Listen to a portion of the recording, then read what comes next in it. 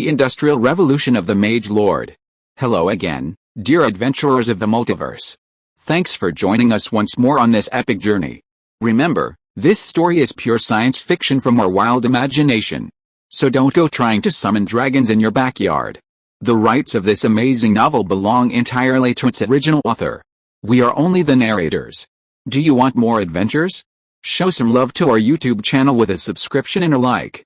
And if you want exclusive content, our Patreon is waiting for you with open arms. Chapter 451 Gun Matrix. At dawn the next day, the Northern Army's airships slowly ascended, facing the rising sun as usual. However, they had not received the mission to bomb the capital.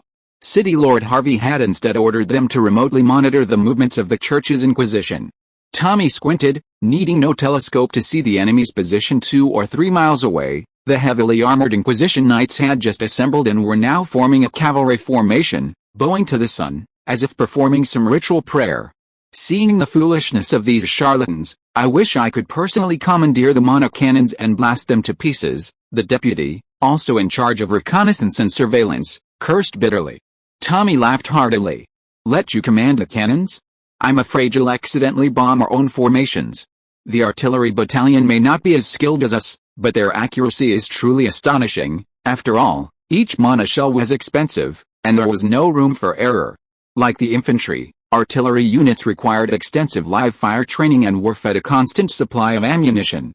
However, compared to the inexpensive and highly expendable magic bullets, the cost of refilling artillery shells was far higher. It could be said that since its formation, the artillery battalion had consumed a vast amount of real money and valuable strategic materials daily, making it the most expensive combat unit in the entire army. Boss, the city lord and the commander were right. To defend against artillery fire, they've abandoned their cavalry formations and adopted a long, straight line, the deputy chuckled. A classic line-up-and-shoot formation. Tommy rolled his eyes at him and scolded, "What do you know? This is just the first phase of the starting formation. Once the cavalry horses have gained speed, they'll probably switch formations immediately, using a goose formation or a sharp line formation to charge directly into our position." Wait? What are they doing? Tommy's eyes suddenly widened mid-sentence. What the hell are they feeding the horses? His deputy's awakened bloodline talent was eagle eye. While its combat effectiveness wasn't as good as Tommy's weakness insight, its visual range far surpassed his superiors. Big red pills. Look at those horses. They've just taken them, and their eyes have turned bloodshot. They seem frantic. Tommy didn't hesitate, relaying his observations to the ground command center. I've heard a spellcaster from the Union mention this. It's a warhorse frenzy potion specially developed by the Church. It preemptively overdraws a horse's potential, allowing them to unleash speed and load capacity far beyond their normal capabilities in battle, completely unaffected by fear or shock, Harvey said slowly. Pierce nodded, then said with some regret, "It seems our tactic of using the roar of artillery fire to disturb the horses won't work. The enemy's current charge was clearly intended to evade the artillery's blanket attack, intending to disperse their attacks and break through individually, transforming into several swift, sharp knives that would plunge into the Northern Army's positions." Woo! Woo! Woo! At that moment, 3 trumpet calls echoed from the distant enemy positions. Almost simultaneously, a passionate horn blared from the Northern Army's own positions, signaling the enemy's impending attack. "Go!" Harvey waved, controlling his spirit puppet as he leisurely sat on a watchtower on the city wall. Pierce bowed slightly, clasped his fists to his chest in salute, then turned and hurried away. The rising sun gradually crested the sky, and thousands of knights in shining armor, forming a long formation, slowly emerged into view of the Northern Army soldiers. The battle took place in a narrow area just outside the capital's gates. To the left lay low scrub, impeding cavalry charges and infantry advances. To the right lay the broad, surging Ralph River. From the moment the enemy entered this area, they were effectively within range of the magical naval guns. Command of the battle had been handed to Pierce, and Harvey knew he would not pass up the opportunity to launch the first attack. Sure enough, just half a minute later, a dull roar erupted from the line of ironclads anchored along the riverbank, like a sudden, rolling thunder from afar. Even the soldiers outside the city could vaguely discern several blurry figures flying from the right, landing directly on the spot where the enemy had just set foot. The battle had begun without warning. The soldiers in the trenches had no way of seeing the impact of the shells or the resulting casualties, but the airships hovering overhead had a clear view. The area surrounding the enemy formation suddenly exploded with huge clouds of dust and dirt, throwing the knights, who had been slowly advancing to launch a charge, into chaos. Many knights were knocked off their horses or thrown out of formation by the shockwaves and debris thrown up by the explosions. But it was clear that, aside from a few unlucky individuals who happened to be near the impact point and were instantly shattered, the initial artillery barrage had ineffectively inflicted widespread casualties. The loose, snake-like formation of the Inquisition had proven effective. Then they began to accelerate, their frantic horses seemingly unfazed by the rumbling bombardment, their mouths and noses emitting streams of searing air. In seconds, they were in a sprint. By the time the soldiers in the trenches could clearly see the enemy, they had already endured at least 3 rounds of naval gunfire. Then, the sound of artillery fire rang out from the rear. The magic-powered cannons, with a shorter range than the naval guns but a faster rate of fire, began to unleash their might. Compared to the extremely long-range naval guns, the fire from the magic-powered cannons became continuous, with virtually no pauses. The shrapnel shells they fired were instantly devastating. Upon impact, the shattering shrapnel ripped enemies within dozens of meters into a bloody mess, leaving men and horses alike vulnerable. Soon, the enemy's long, snake-like formation shifted, becoming more disorganized. Thousands of heavily armored knights formed into small charging formations of 3 to 5 men each, nimbly weaving in and out of the charge, dodging the intense fire. Soon, the fastest cavalry squads closed in on the Northern Army's first line, over 300 meters away. The dense thorns and caltrops seemed to offer no resistance. Steeds, their eyes bloodshot and muscles bulging with blood, flowed lightly through one barricade after another, seemingly treading on flat ground, controlled by the expertly skilled inquisitors. The distance between the two sides was rapidly closing. At that moment, the magical machine guns in the bunker suddenly rang out. Instantly, the soldiers in the trenches saw only a cloud of blood erupting from the nearby enemy, their horses and men alike. The dust rising from the ground was even more turbulent than the bombardment. Bullets swept past like water, shattering limbs and sending blood and flesh flying everywhere in a mere half-second for anyone caught in the barrage. Many of the Inquisition knights at the forefront raised their arms, using their magically enhanced shields to shield their vital parts. However, their horses, already riddled with wounds, howled as they plunged headfirst into the ground, throwing the knights off their mounts. They rolled on the ground, barely able to raise their shields, when their arms were shattered by bullets from nowhere. The mere 300 meters before the Northern Army's first line suddenly became an insurmountable chasm for the Inquisition knights, a road to hell paved with blood and death. Chapter 452 Bloody Stage. Those bastards in the machine gun squad, Dave cursed, clutching his magic rifle. At this rate, our infantry battalion will have no chance of success. These shamanic knights won't even reach the first line. Battalion Commander Vaughn, originally in charge of the second line, had crossed the trench and arrived at Dave's command bunker, joining Wayne, the even more idle commander of the third line. They were well aware of the commander's firepower plan for their positions. The naval guns would fire the first shots, deterring the enemy from 1,500 meters away. Once the enemy launched their actual charge, they would use magic-powered cannons with shrapnel shells to deliver the first round of damage and disrupt their charging formation. Once the enemy approached within 300 meters of the first line, they would use chevaux de frise and caltrops to disrupt their advance, while the machine gun squads would clear the battlefield with concentrated fire. As for the ordinary infantry in the trenches, orders prohibited them from firing within 150 meters. It's over, Dave was whirling in panic. The infantry is useless. My record today, won't it just be 0? What a shame. What a shame. Vaughn shook his head helplessly. Just as he was about to speak to comfort them, he heard a loud cry of surprise from the soldiers outside the bunker. Sir, look at those knights. Through the bunker's observation port, the 3 men spotted a number of flag bearers suddenly appearing among the small groups of knights charging in formation. A banner bearing the emblem of the Church of Radiance, unfurled in the wind, emitted a surging golden halo that continuously expanded outward. The surrounding knights immediately mounted their horses to close in on it, tightly surrounding it within the halo's coverage. The machine gun crew seemed to immediately notice the shift in the enemy formation and turned their guns on the regrouping enemy. A hail of bullets instantly blanketed the target, a unique trajectory characteristic of directional machine gun fire, But unexpectedly, it produced no blood-spattering kills. Bullets rained down on the outer edges of the golden halo, creating ripples of golden light, yet not a single strike struck the knights hiding within. What kind of divine art was this? It could actually withstand a strafing of fel-powered machine gun fire. Vaughn felt a chill run down his spine. The commander's steady voice rang out over the alchemical communicator in the command bunker. That's the Church's Inquisition's divine protection. Only by striking the surrounded flag-bearer in the center can we break the enemy's defenses. Almost instantly, a flag-bearer, charging forward surrounded by a dozen knights, felt a sudden, invisible hammer strike to the chest. His breastplate shattered, flesh and blood spurted forth, and the flagpole he'd been clutching snapped. It was the sharpshooters wielding long-range sniper rifles on the city walls who had done the deed.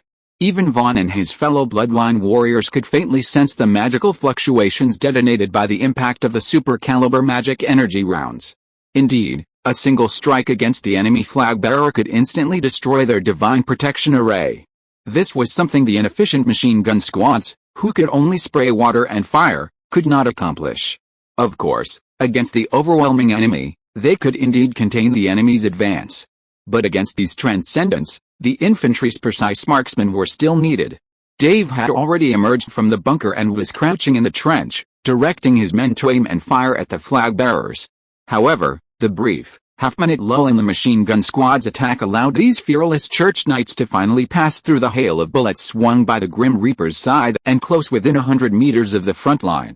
The crackle of magical rifle fire rang out immediately.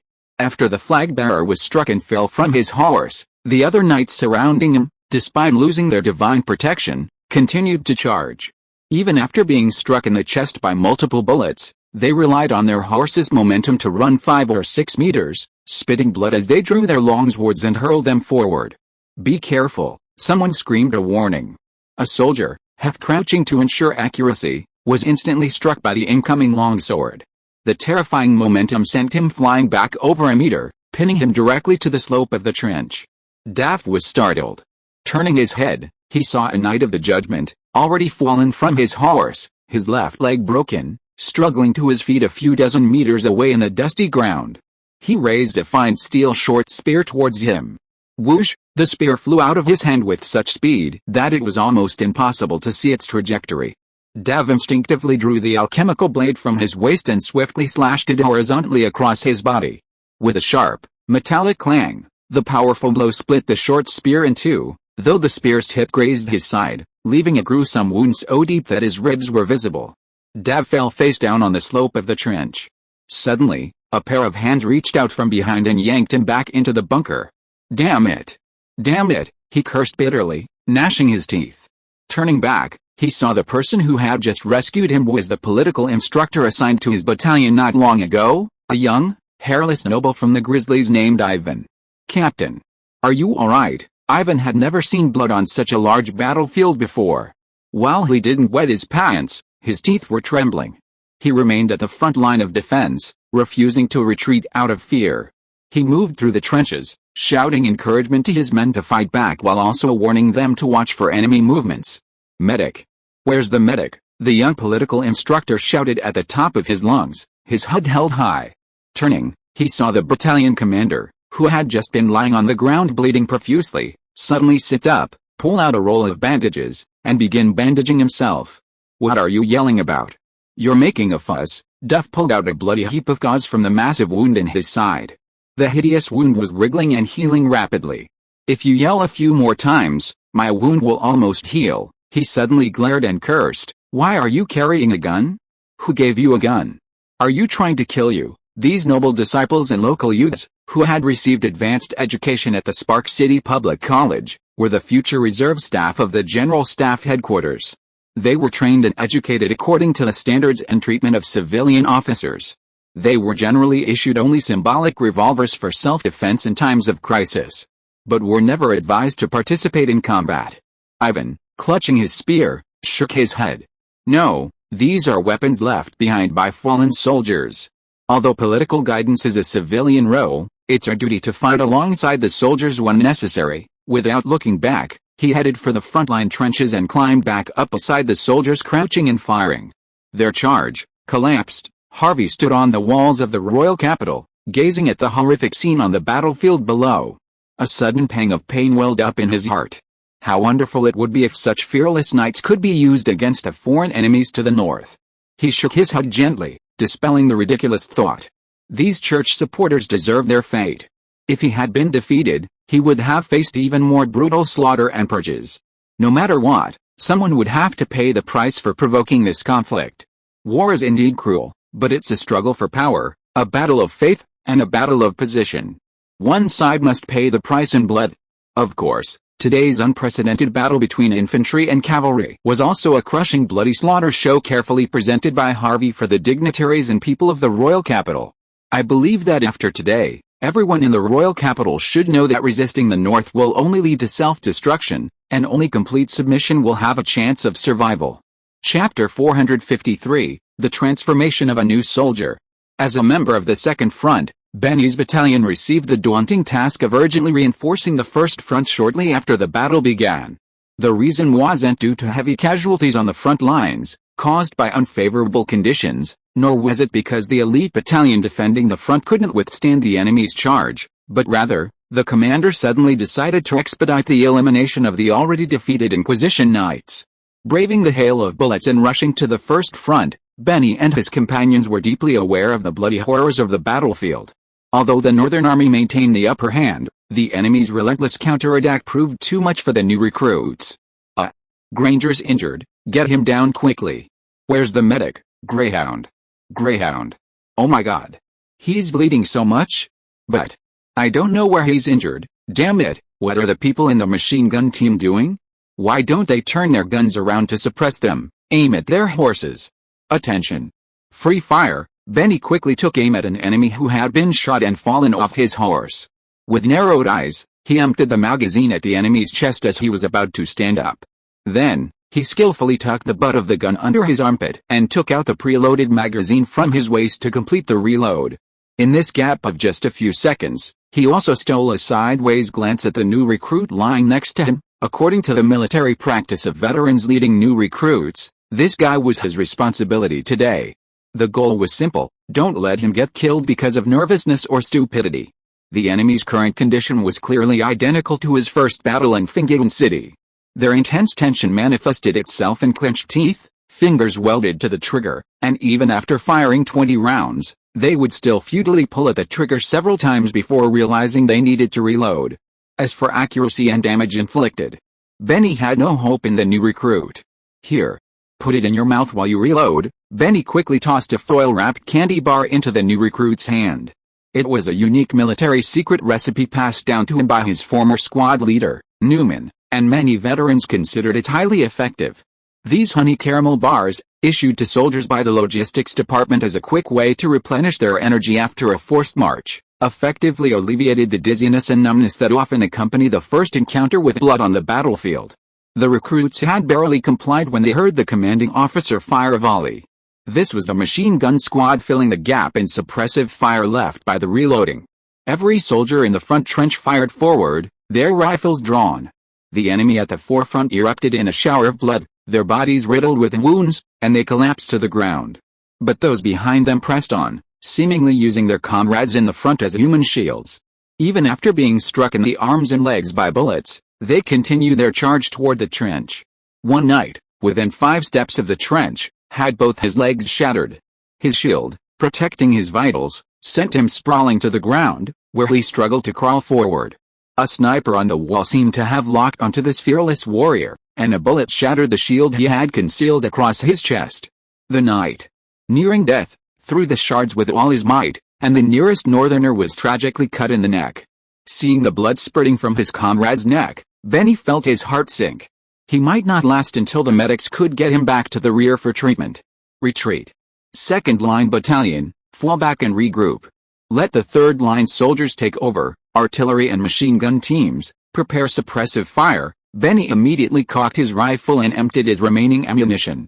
Then, dragging the new recruits back into the trench, he hunched over and retreated to the second front. With them were many wounded and incapacitated. In just a quarter of an hour of reinforcement fighting, Benny clearly counted his kills, 6, half of them by follow-up shots. For those who fell to the ground but still breathed, no matter howling or struggling, he could calmly stare into the deep fear in their eyes and shoot them down without hesitation. To be kind to the enemy is to be cruel to yourself. Though the team leader wasn't well educated, he memorized the slogan from the recruit manual fluently. Benny, in particular, had a firm grasp of it, and it became his go-to motto when leading his own recruits. He patted the pale, sweat-drenched recruit beside him and said, "I wasn't much better on my first battlefield. But congratulations.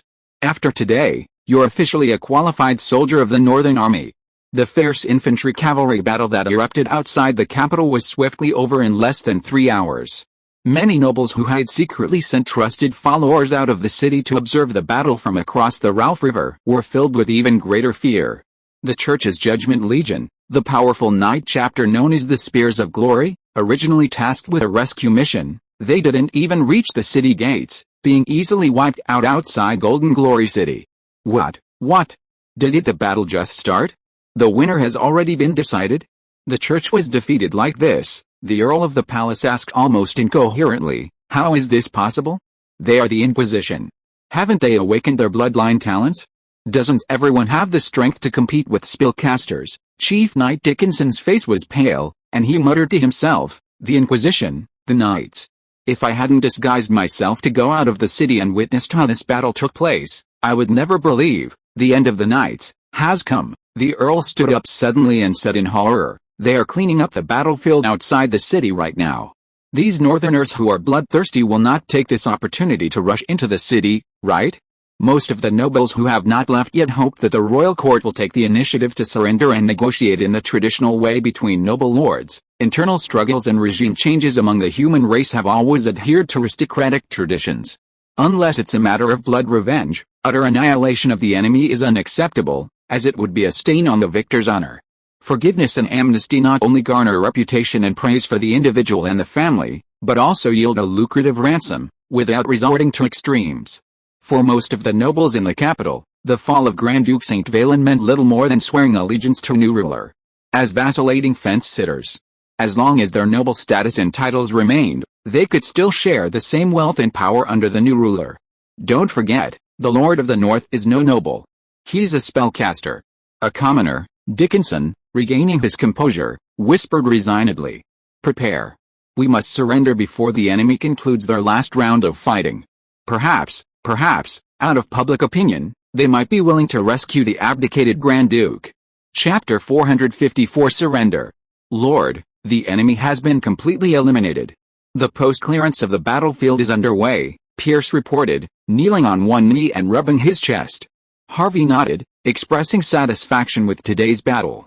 From the first shots fired at dawn to the moment when not a single enemy remained standing, the 3,000-strong Northern Army had achieved their objective in less than 3 hours, completely wiping out the Church's Inquisition reinforcements arriving for the capital. Judging by the banners displayed by the enemy, it appeared to be the Knights of the Glorious Spear, a force permanently stationed in Isengard by the Holy See. Aside from a few remaining combat priests, the main force of this once famous Inquisition had been completely annihilated outside of Golden City. With just over 3,000 bloodline knights, such a remarkable feat would be difficult for the Union's mage warbands, who regularly engaged in direct confrontations with the demons. Against the Northern Army, equipped with magical technology and firearms, they were as vulnerable as chickens and pottery dogs. According to preliminary statistics from Pierce's logistics department, they suffered fewer than 100 casualties this time. A small number of soldiers were accidentally injured in the enemy's reckless charge, but thanks to the dedicated care of the Northern Army's well-equipped field medical department, most survived and only needed to return to Spark City with the fleet for recuperation. Officers who had completed their combat missions reported in one after another. Harvey looked around and saw that everyone's face was faintly excited, and high spirits permeated the entire army. Compared to their previous experiences fighting ordinary noble armies, the direct confrontation with the bloodline knights of the Church not only taught these men lessons from their previous underestimation of the enemy and their reckless advances, but also increased their confidence in arm wrestling with extraordinary beings on the battlefield. It was truly a fruitful experience. He coughed lightly and was about to offer some encouragement when Captain Tommy, the Royal Guard, hurried up from the city wall. He leaned over to Harvey and whispered, "Sir, The Grand Duke of St. Valen's chief knight and the Count of the Palace are currently at the foot of the city, requesting an audience with you." "Oh," Harvey curled his lips, then said with interest, "the battle is over, it's time for them to arrive." If they continued to cower in the inner court like ostriches, Harvey would probably give them a bad review of their political awareness. "Let them go back first," Harvey pondered for a moment, then waved his hand. "After all, this is the capital. Let them wait for me in the court. I'll go there myself later." The news of the Northern Army's swift victory would likely reach these dignitaries of the royal court first. Soon, word would spread throughout Golden City.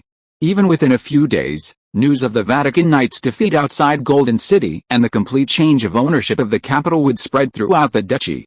Harvey, the Northern Lord, would reach the pinnacle of prestige and fame in the southern kingdoms. For Spark City, this was a golden opportunity to recruit talent and absorb labor. The southern offensive, intensively prepared for months since the beginning of spring, finally concluded successfully. The Principality of St. Valen, south of Spark City, was effectively completely under Harvey's control. He could finally resume the peaceful management of his vast northern territories and focus on dealing with the impending alien enemy. Late afternoon, the Northern Army, having completed their battlefield cleanup, lined up in formal attire, silently and solemnly standing beneath the city walls, awaiting the city lord's orders.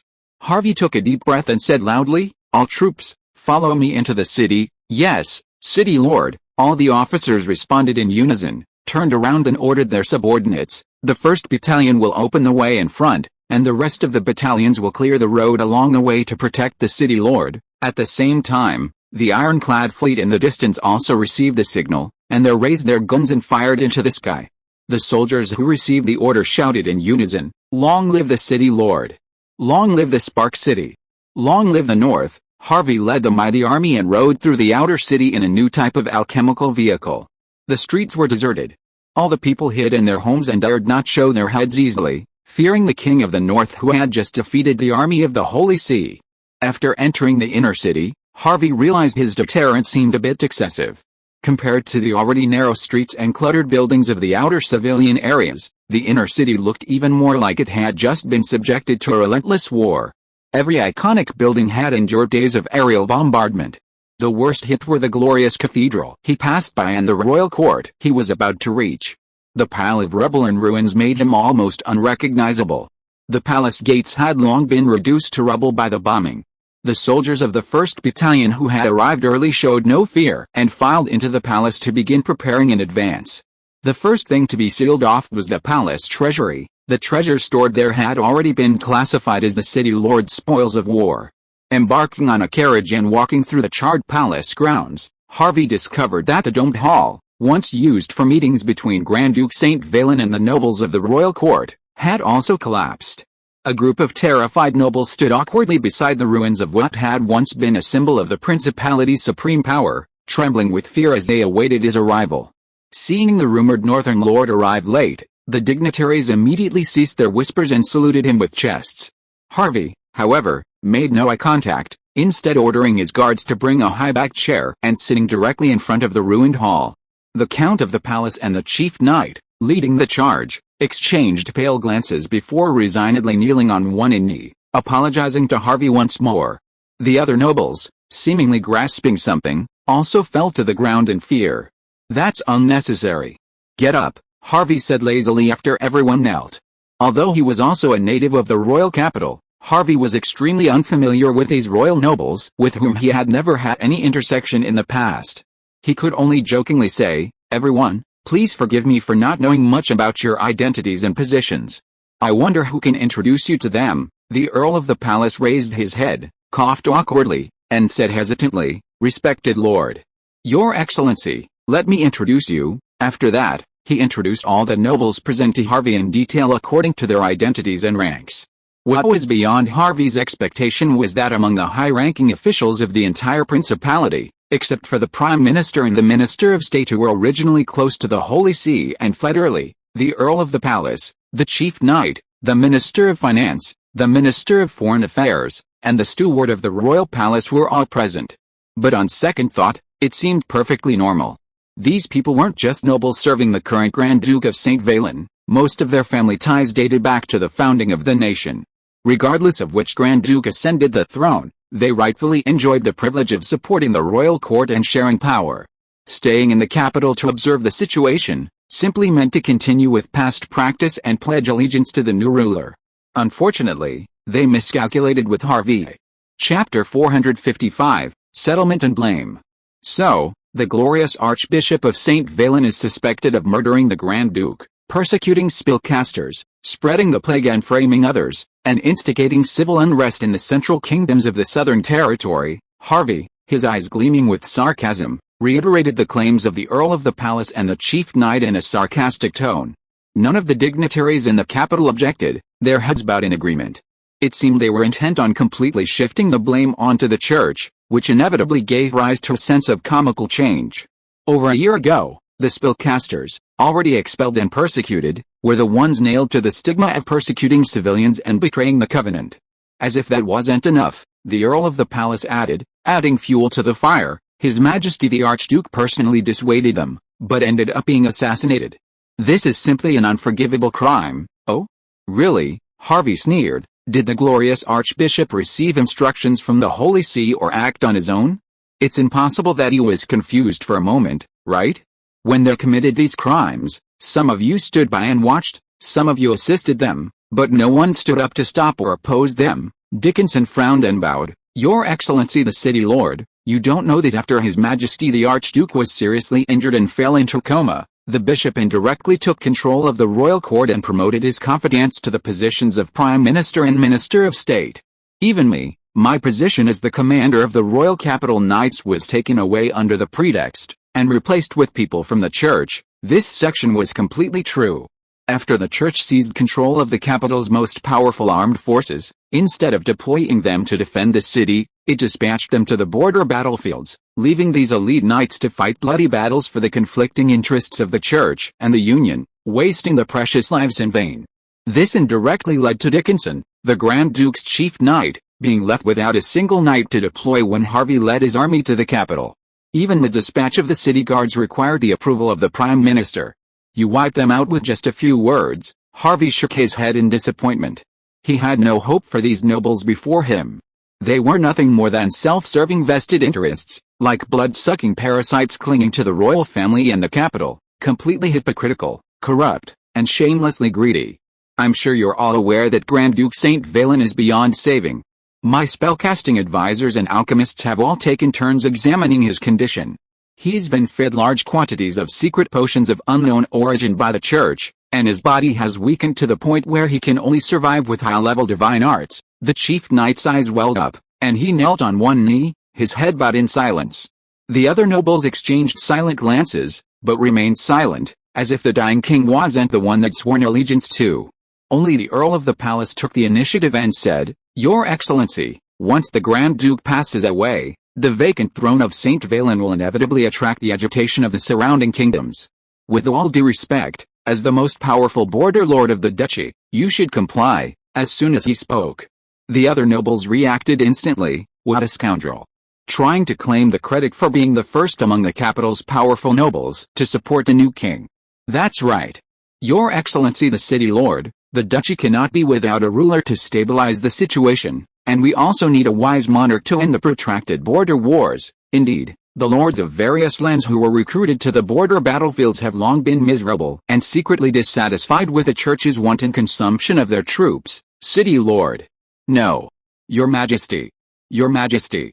I implore you to immediately take up the throne of Grand Duke St. Valen as a border lord. Grand Duke St. Valen had just turned 30, and the Queen died of illness at an early age. Apart from the rumors of his illegitimate son, who was half true and half false, there was indeed no successor. His uncle, the Earl of the Palace, had the legal right to succeed, but this identity now made him feel uneasy. Otherwise he would not have completely disregarded the face of the royal family and been the first to jump out to support the new king. Harvey waved his hand to silence them and sneered, It's not the time to discuss these issues yet. You may not know that when I choose talents and officials under my command, I like to follow the principle of survival of the fittest. The Minister of Finance wiped the greasy sweat from his face and said in a trembling voice, Your Majesty, what does survival of the fittest mean? Public trial, hanging, shooting, forced labor, Harvey took a thick stack of paper from the guards behind him and wrote lightly, "Everything will be judged according to the laws and regulations of my Spark City, fair and just." Before the panicked nobles could react, he turned to the first page and read aloud, "Baron Elliot, the royal court's chief steward, forcibly recruited civilians and sent them to the border for the church. Forced high taxes to be imposed in areas around the capital, and condoned his royal court guards to extort and plunder passing caravans in the name of hunting." He listed all the crimes in detail, and Harvey quickened his speech and read for 2.5 pages before finishing. Baron Elliot knelt on the ground in panic. "No. Your Majesty. No. I am completely unaware of most of this, and it has nothing to do with me." Harvey lowered his head to glance at the intelligence stamp on the end of the qualification document, and chuckled, "You should know very well that since I have a way to collect the evidence of the crimes you have committed, I naturally have a way to distinguish the true from the false. It's useless to just cry out for injustice." As soon as he finished speaking, 2 Northern Army soldiers walked up expressionlessly and dragged Baron Elliot, who was lying on the ground, away. What was waiting for him was probably one of the 4 elimination options that Harvey had just mentioned. Harvey curled his lips and continued to flip through the documents in his hand. "Wow. The next one is a heavyweight. Deputy Prime Minister Sir Reynolds. When the plague broke out, you worked very hard in cooperating with the Holy See to capture spellcasters and alchemists." Sir Reynolds was tough and said with a stiff face, "Sir, this kind of fabricated accusation is simply a farce. I will never accept this unwarranted accusation. Please excuse me for leaving first." Before he could turn around, 2 icy-cold gun barrels suddenly hit his waist from behind, and he couldn't move. Harvey smiled and spread his hands. "What? Do you want to force me to eliminate you on the spot?" He looked around at everyone and said contemptuously, "Or are you all unwilling to plead guilty? Then I don't have to go through the boring formalities next. I'll just shoot you all." The dignitaries widened their eyes and took a few steps back in horror. Some even staggered and fell directly to the ground, struggling for a long time but couldn't get up. The Northern Army soldiers surrounding the ruins of the council hall raised their guns in unison, their gleaming muzzles pointed directly at the panicked nobles. "Calm down. Please don't shoot, Your Majesty." The Earl of the Palace waved his hands repeatedly, kneeling on the ground, no longer caring about his noble status. "I accept the accusation. I have not committed any unforgivable crime." Chief Knight Dickinson, who had remained silent until then, stood up, straightened his back, and said fearlessly, "Lord, may I ask, what is the accusation against me?" Harvey clicked his tongue and casually flipped through the documents in his hands. After a moment, his head looked up with a look of surprise. "Haha, Chief Knight Baron Dickinson, former commander of the Royal Capital Knights. I never thought that in the filthy waters of the Royal Capital, there would be such an upright person as you." Chapter 456 Removal and Confiscation. Just as Harvey had planned, today's talent selection game of reckoning and judgment went remarkably smoothly. As dusk approached, a steady stream of Royal Capital nobles, rounded up from across the inner city, continued to be brought in, some disheveled and some bruised, by Northern Army soldiers, roughly dragged before Harvey. The person reading out the crimes had been replaced by one of his personal guards. With each name pronounced by the loud-voiced soldier, the crowd shuddered, as if hearing the roar of a dragon from hell. Having just concluded their morning battle with the Church's Inquisition Legion, they arrived at the Royal Palace in the afternoon for their public trial. This swift and decisive approach to dealing with these once powerful Royal Capital nobles was a model of administrative efficiency in Spark City. Harvey was truly in a hurry. Controlling the soul puppet from a distance of thousands of miles was extremely exhausting. Most of the time, he chose to disconnect it, letting it sleep directly on the flagship, handing command of the army to Pierce. Limited by the physical distance between Spark City and the Royal Capital, Harvey's energy in this newly acquired city was limited. He couldn't achieve the same complete control he had over Grizzly territory, so he couldn't truly exterminate these pesky nobles. Aside from those with deep ties to the church and serious criminal convictions, the lesser nobles with clean backgrounds and no collusion, as well as the ministers who had been clearly marginalized by the church since its rise to power, could become partners, helping Harvey and the fledgling administrative office maintain the basic stability of the royal capital. Of course, the garrison must be maintained. On the one hand, it's necessary to deal with the conflict that might ensue upon the return of the Royal Capital Knights to the border, and on the other hand, to prevent a new round of counterattacks instigated by the church. Many of the lords currently stationed on the border battlefields possess status and strength worthy of the church's support to reignite civil unrest in the duchy. As night fell, the northern frontier soldiers who had occupied the palace lit bonfires and illuminated magic stones, illuminating the area where the council hall ruins lay as brightly as day. After a lengthy reading of the charges, most of the men were dragged away, their limbs limp. The dungeons beneath the palace, recently cleared by the soldiers, were now perfectly placed for use. Originally, there were 50 or 60 nobles, but fewer than 10 remained. Chief Knight Dickinson had the cleanest record of all. He had truly lived up to his honor as Chief Knight. Despite some backlash for his harsh training of his knights during his time as Lord of the Royal City Knights, he had otherwise been a remarkably self-disciplined individual, never colluding with the church or the nobility. To Harvey's surprise, Earl of the Palace, Haynes, was also a respectable noble. He had served as Prime Minister after the death of the previous Chancellor, but was later dismissed and ostracized for opposing the church's persecution of spellcasters. However, the secret police tasked with tracking him seemed incredibly diligent, even digging up gossip about the Earl's 9 marriages, each to a woman under 20 years his senior. This left Harvey in a state of utter amazement. The remaining nobles hadn't committed any unforgivable crimes. But the secret police diligently listed their various, ridiculous charges. By the time the soldiers reading the list aloud, not only did Harvey have to stifle his laughter, but the Earl of the Palace himself felt so ashamed that he almost fell to the ground. "All right," Harvey waved his hand, unable to contain himself. "Let's stop here. Some of the more immoral deeds don't need to be made public today. You can all reflect on yourselves after you leave." The remaining nobles breathed a sigh of relief, saying in unison, "Thank you, Lord. Your Majesty, for your forgiveness." Harvey curled his lips, unconcerned with their blatant change of address.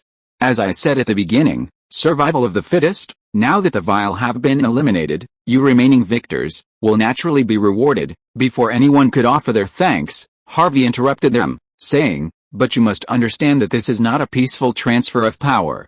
In a sense, you are all on the losing side. While you won't become my prisoners, you will still have to pay something to buy your freedom." The Earl of the Palace nodded and said, "I am willing to accept the confiscation of my property, Your Majesty. As long as you allow me to retain my long-standing family name and title, I will be worthy of the contributions of our ancestors in establishing this nation." This last remaining royal member of the St. Valen family seemed to value family honor more than power and wealth. Chief Knight Dickinson was even more unconcerned. Even before the defense of the city began, he had spent all his wealth on rewards for his soldiers, encouraging them to bravely follow him and defend the capital. Harvey nodded in appreciation, then added, "Besides family property, all lands of the fiefdoms will also be confiscated. From now on, aside from inheriting honorary titles, your nobility status will no longer confer any tangible privileges." Harvey didn't make a final statement. After all, Golden Glory City would also establish an administrative office. Managing such a sprawling city naturally couldn't rely solely on officials dispatched from Spark City. Many powerful positions would undoubtedly be vacant, and these would require local nobles who were adept at assessing the situation. Those present were either powerless to begin with or had long been marginalized and oppressed. They were fortunate to have managed to keep their lives and titles intact after Harvey's army entered the city. They couldn't ask for more. After all, this northern lord was a true purger of the nobility, and many powerful fiefdom nobles had fallen at his hands. Earl Fagin of Grizzly Territory and Duke Ralph of Fingin City were two typical examples. Of those dragged down and imprisoned in the dungeons by his soldiers today, more than half would surely be hanged in the near future. The mere thought of it filled them with a sense of relief at having escaped death. "All right, that's all for today. You may leave the palace. Over the next 3 days, I will publicly execute those who have committed unforgivable crimes. If you're interested, come and see. I'll summon you again after I'm done," Harvey added with a smile. "But you all need to be prepared. My way of governing a city or a country is completely different from what you've seen before. To serve under me, the rule of survival of the fittest applies at all times." After the nobles retreated tremblingly, Harvey stood up and stretched, preparing to call his guards back to the flagship on the Ralph River to disconnect the soul puppet once again and put it into hibernation. Tommy walked up quickly and whispered in Harvey's ear, "My lord, outside the palace gate, 2 people claiming to be the former Grand Duke's court spellcasting advisors have suddenly come to see you." Pierce's face changed, and he said in a deep voice, Spellcasters serving the nobility? They are a danger to your safety. You must not let them get close to you. Chapter 457 The Truth of the Civil War. Despite his subordinates' utmost efforts to dissuade him, Harvey still chose to meet with the two court mages who claimed to be advisors to the Grand Duke. The reason was simple. The series of conspiracies and civil unrest that had occurred in the Principality of St. Valen was simply too bizarre and incomprehensible from any perspective. Why did the church spread the plague to the capital, and why did they frame the spellcaster? Weren't they worried that a full-scale civil war, after provoking a conflict with the Federation, would give foreign races the opportunity to invade? Now that the glorious Archbishop had died in the church bombing, and the Grand Duke of St. Valen was not far from death. If one wanted to know the exact truth, they would probably have to hear it from the court mages who had escaped the purge. I'll return to the ironclad at the riverbank. You can bring these two men back to me later. After all, the soldiers who entered the inner city to control the palace were few in number. The fleet stranded at the riverbank was the most heavily garrisoned area. Returning there to summon these spellcasters would be relatively safer against any sudden disturbances. Although Harvey arrived at the capital via a sole puppet, he was reluctant to risk losing his already scarce puppet bodies in an attack. When the two parties met, they were both somewhat surprised. The two court mages had never imagined that the rumored powerful mage lord was actually a frail, pale young man, barely in his early 20s. But then they realized that such a powerful, high-ranking spellcaster likely possessed numerous secret techniques for altering his appearance, and might not easily reveal his true age or appearance. Harvey found it odd that the two middle-aged mages before him didn't resemble aristocratic spellcasters at all.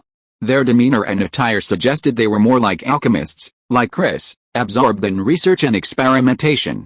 Excuse me, you two look more like alchemists than the typically arrogant court spellcasters. The two exchanged glances, then smiled wryly. Your Excellency is perceptive. Logically, we should be called His Majesty's alchemical advisors. We are indeed spellcasters, but we actually provide alchemical services to His Majesty. Harvey nodded and got straight to the point. So, as his personal advisors, you should be well aware of the Archduke's current state, right? What caused the plague that broke out in the capital over a year ago? Why did the church act in this way? The mage, calling himself McKinney, spoke first, explaining, as a member of the royal family of the duchy, each of the Grand Dukes, guided by the church's blessing, successfully awakened their powerful bloodline talents. But with the current Grand Duke, the awakening failed. Seeing that Harvey did not interrupt, another wizard named Collins continued, everyone in the Holy See is saying that either His Majesty's bloodline is weak, or he is not a member of the royal family at all. In short, it is all complete nonsense. The pious young Archduke naturally could not bear the contempt and suspicion of his own bloodline from the church. After returning to St. Valen in anger, he decisively turned his trusting eyes to the spellcaster. He wanted to use the power of alchemy and magic to forcibly awaken the bloodline power of his family, and use this method to slap the church in the face. Harvey sneered. And then the experiment failed, and caused a huge mess. No, the Federation's attitude is even more arrogant than the Holy See. They directly rejected the proposal and request of His Majesty the Archduke, believing that magic and alchemy used to pursue the ultimate truth should not be used to serve the desires of secular nobles. Bloodline ability, like spellcasting talent, is determined at birth. Either you have it or you don't, a very classic conservative idea of the Federation, believing that the talent of a spellcaster also comes from blood inheritance. This group of people is probably the same as Dallon's family, pursuing the purity of the wizard family's blood, and believing that this way they can ensure that future generations have excellent spellcasting talents. With neither the Union nor the Church willing to intervene, the Grand Duke can only rely on you, the court mages and alchemists, right? McKinney and Collins nodded helplessly. The Union's attitude has thoroughly infuriated His Majesty, causing him to completely lose trust in us spellcasters. In fact, we have no idea where he found the mysterious independent mage who guided him in the bloodline awakening experiment. The end result was obvious. The experiment failed, leaving the Grand Duke in a coma and critically ill, and the guards involved unknowingly contracting the plague caused by the magical mutation. The Church saw this as a golden opportunity to undermine the Union's reputation. They could have used divine magic to quickly curb the spread of the plague, but instead chose to fan the flames, allowing the plague to spread rapidly among the people of the capital. Harvey sighed deeply. choosing to believe that this uncanny blend of bizarre and coincidental truth held some truth. These two court mages, who had narrowly escaped destruction during the Great Purge, had no need to reappear at this critical juncture just to deceive him, an outsider about to assume power. After all, he had no interest in the throne of Grand Duke St. Valen.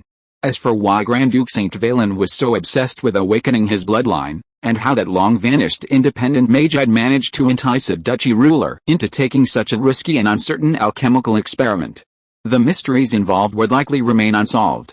Necromancers did have the ability to temporarily resurrect the dead, allowing them to speak, but Grand Duke St. Valen's body, clearly suffering from a damaged soul and languishing in a state of slow death and decay, was incurable even by the Union's chief. The problem must lie with that independent caster. A thought flashed through Harvey's mind, and he began to consider why the other party was secretly orchestrating all this. His purpose was obvious. He had indeed successfully sowed discord between the Union and the Church, leading to widespread unrest across the central southern territory. Perhaps he could seek answers on the spellcaster forums, seeing if those well-connected and knowledgeable members could offer any information about this person. With this thought, Harvey frowned slightly and said to the two court mages, "Although the cause of this incident has nothing to do with you, your noble status has led you to conceal this matter from the public. Ultimately, it affected and persecuted not only the Union's spellcasters, but also numerous ordinary spellcasters and alchemists within the duchy." Harvey's voice grew increasingly stern. The implication clear: with the perpetrator absconding and unable to be directly held accountable, the Church's abetting of this incident, and the connivance of these noble mages, were undoubtedly to blame. McKinney and Collins exchanged another bitter glance. Truth be told, they couldn't escape. This Northern Lord's connections to the Union were well known. Once he had complete control of the situation in St. Valen, he would naturally aid the Union in its resurgence, and the investigation into the plague would undoubtedly be reopened. Spellcasters like them, hailing from powerful families, couldn't escape further accountability. They might as well strike while the iron is hot and meet with Harvey to reveal the truth. After all, with leniency for confession, there might even be a chance of clemency. Chapter 458, The Strategy of Supporting the King. Late at night, Captain Tommy, the Royal Guard, stepped lightly aboard a secondary ship. Pushing open the iron door to the captain's cabin, he found a group of mid and high-ranking officers of the Northern Army gathered in the room, whispering something. "This kind of thing, do we really not need to inform the commander?" Tommy's face wore his usual nonchalant smile, but his tone was a little nervous. Vaughn pondered for a moment, then shook his head. "Captain Pierce has more to worry about. There's no need to put him on the spot. Even if Lord Harvey investigates, at least the commander won't be the first to bear the brunt of the blame." Dave sat nearby, cigarette in hand, nodding in agreement with his brother. Wayne looked around the room, turned to several young staff officers and political instructors in the room and said, "Don't worry, the army will definitely support your ideas. We won't say nice words, you come and explain to everyone." Ivan stood up under the encouraging gazes of several staff officers, coughed lightly and said with a firm look, "Commendators, you have also discovered from today's situation. The city lord does not seem to have any intention of replacing the former Grand Duke and ascending the supreme throne of the principality. Not only did he have no intention, but when those nobles in the royal capital who bowed their heads in submission changed their words to your majesty, the expression on the face of the city lord was even more contemptuous and disdainful, and he did not show any intention of moving." Seeing that no one raised any objections, Ivan paused and continued, "But we all know that the status and power we have today all rely on your cultivation and trust. Under your leadership, we have been able to build a magnificent and prosperous city in the vast wilderness. Whether they are refugees from the north or the south, everyone can live equally and happily in a comfortable new home. All of this depends on the wise and benevolent leadership of Harvey, the real power lord. From taking in refugees and expelling evil orcs, to building an army to defend their homeland, to resisting the invasion and looting of the southern nobles, and finally to the city construction legislation, bringing most of the territory of the Duchy of St. Valen under its jurisdiction. But your excellency seems unwilling to go further. It's really, perhaps, the concept that your excellency promoted to the people of the territory, abolishing the real power of the nobility and ensuring equality for all people regardless of their background, has indirectly influenced him, causing him to hesitate in choosing to replace the former Grand Duke. But such a vast kingdom cannot be without a king. Your excellency's ascension to the supreme throne is the result of the people's will. If he still hesitates, I believe we should all work together to give this matter a push at this critical moment. Don't forget the oath you swore to serve our Lord until death. No. Never forget. Yes. Never forget. The Ralph River was unusually quiet at midnight. Aside from the subtle sounds of soldiers patrolling the line-up ironclads, only the surging river water remained. Harvey's spirit puppet lay quietly in the captain's cabin of the main ship, eyes closed, as if in a deep sleep. Commander Pierce gently pushed open the cabin's iron door and walked over to the heavy wooden box containing Harvey's puppet body. My lord, your officers and subordinates are secretly plotting on the ship right now. They want to wait until the expeditionary force returns to Spark City, and then encourage the people to join them, to support you as their king. The pale puppet body slowly opened its eyes, half raised its body and stared at Pierce for a moment, chuckling. Strange, they don't even intend to inform you? As Dallin, Reiner and the three of you have obviously been secretly pushing for this matter, and have made a lot of efforts. Pierce blushed rarely, knelt on one knee and saluted. My lord, please forgive us for overstepping our bounds and abusing our power. Harvey's calm and gentle eyes were still fixed on him, making him feel the invisible pressure surging towards him, which was rare for him, but Pierce still raised his head again, stiffened his neck and defended himself and his two colleagues. This is the voice of everyone, the voice of the people. From the moment you saved us, I vowed to follow you until the end of my life. No matter what, Pierce Floyd's life and loyalty will always belong to you. After a long time, Harvey slowly shifted his gaze from Pierce, who was kneeling on the ground. He stood up and walked to the cabin window, saying lightly to himself, the three of you acquiesced in those fanatical subordinates secretly planning to support me as the new king of St. Valen.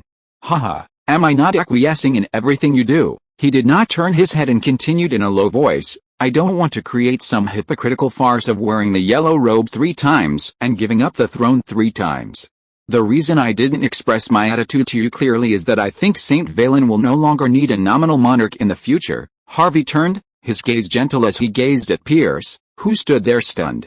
He smiled and said, because this vast southern territory will be completely incorporated into the jurisdiction of Spark City, and the northern border is the core of our kingdom's development. The wasteland will have a new king. The next day, Harvey, returning to the inner city of the royal capital, learned 2 pieces of news from his subordinates. After an all-night search and patrol by the Northern Army, they successfully captured high-ranking members of the church who had remained in the city and had not yet escaped, and a high-ranking high priest who had been nearly killed on the spot by the soldiers. Before dawn, Pierce hurried to the palace dungeon and subjected the high priest to proven and in-depth interrogation. He quickly learned from him the location of the secret laboratory where the former Grand Duke underwent bloodline transformation, and the details of how the church had interfered, causing the spread of the corruption after the experiment failed. Use the magic stone to record the confession and testimony of this priest, and then make a few copies and give them to your intelligence personnel, Harvey instructed 007, the chief intelligence officer of the Southern Territory beside him. Tell them to spread this news, especially the real purpose of the church in fanning the flames, and the collusion between those powerful people in the royal capital who have been imprisoned. Feel free to publicize it. I want the people of the whole city to know clearly what these conspirators have done. 007, the chief intelligence officer, bowed and said, understood. I'll do it immediately. Then Harvey turned to look at Pierce, immediately used the magic brain instrument to notify Chris and Egno who are far away in Spark City, and Dean Arturo of the Academy of Magical Sciences, and have them take some necromancers and set off immediately, and come to the royal capital as soon as possible through the Continental Teleportation Array. Pierce was stunned for a moment, and said with a somewhat embarrassed expression, my lord, Chris and Egno are easy to deal with, but Dean Arturo and the others. I'm afraid they are a little worried about openly coming to Jinhu City as necromancers. Harvey curled his lips and said helplessly, forget it, I'll give them the order myself. When the plague first broke out, these necromancers were the first to be blamed for the widespread killing of civilians. Summoning them now was necessary, on the one hand, to assist in the investigation into the Grand Duke's bloodline experiments, and on the other hand, to expose the truth about the plague to the people of the city and redress the necromancers' injustice. Moreover, he would soon contact the Union and urge them to return to St. Valen to re-establish a branch and restore the influence of spellcasters among the common people.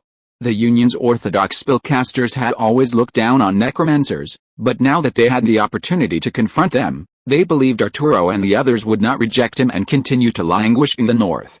As for the independent spellcasters who survived the persecution and expulsion in St. Valen, after all these events, the Union surely no longer trusted them, giving him the perfect opportunity to capture them all in one fell swoop and recruit them all under his command with all sorts of magic sugar-coated bullets. After all, snatching talents from the Federation, naturally, you need to use any means necessary. If you are listening to this novel on a channel other than Fanfic World, it means it was downloaded and re-uploaded without effort. We warmly invite you to visit our channel, Fanfic World. There you will find the original version of this story and many other novels of various genres. We look forward to seeing you dive into a world of incredible novels. Chapter 459 War Prophets. Technically speaking, Harvey was a true King's Capital native. Born in Jinhu City, his grandfather was a common city guard knight. His father, though unofficially canonized, had managed to secure a position in the guard thanks to his ancestral legacy.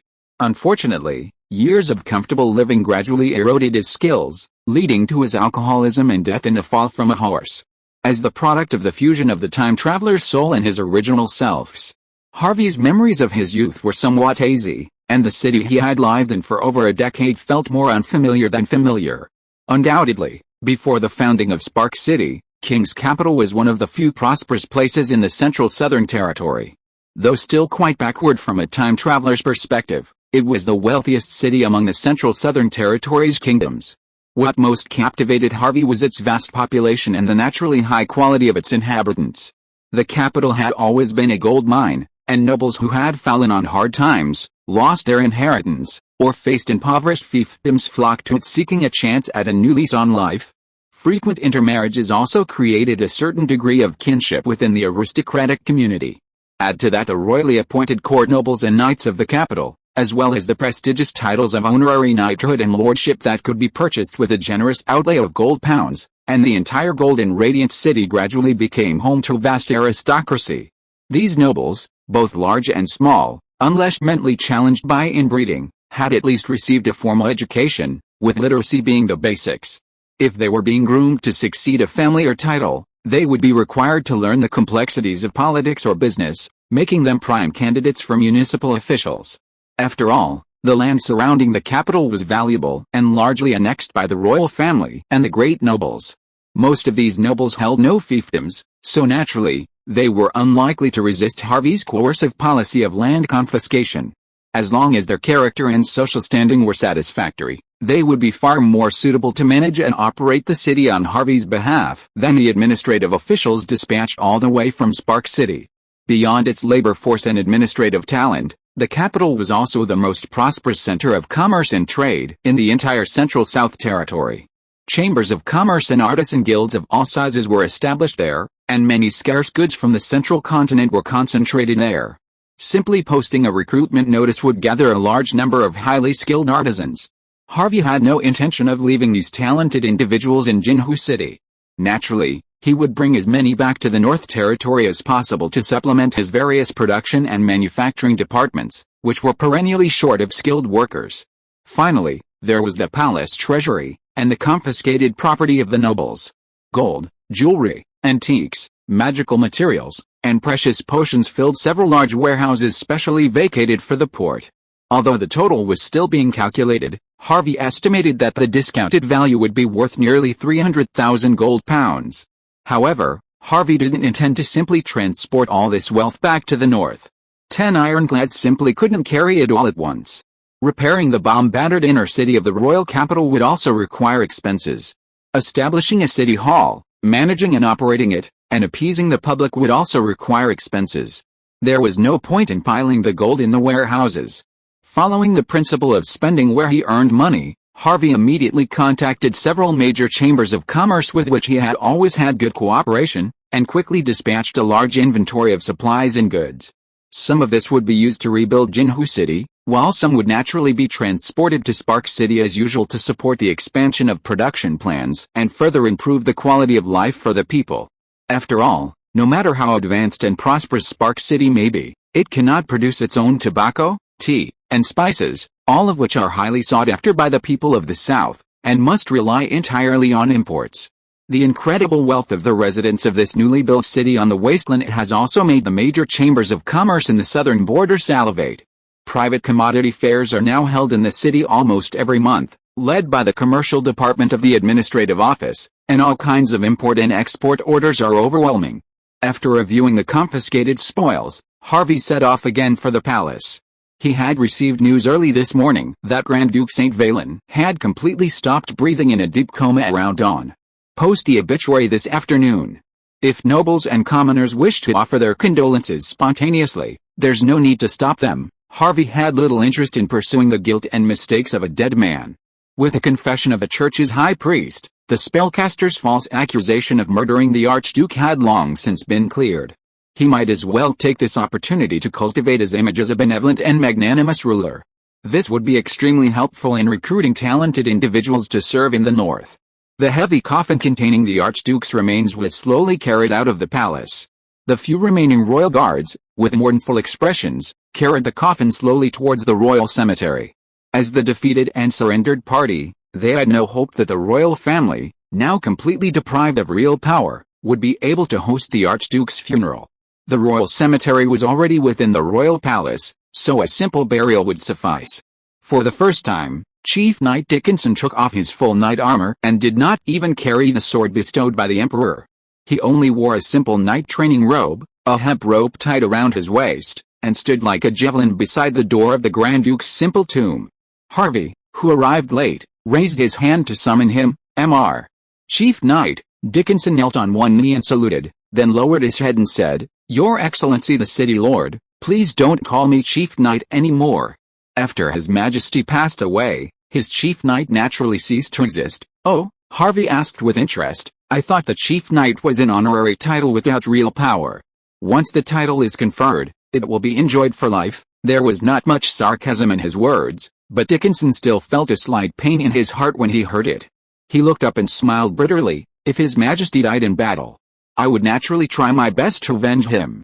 But today's situation was not caused by Your Excellency the City Lord, and you came here with the purpose of ending the war with the war, and you didn't humiliate us who surrendered." Harvey chuckled and said, "Since you understand my purpose, are you willing to do something for me?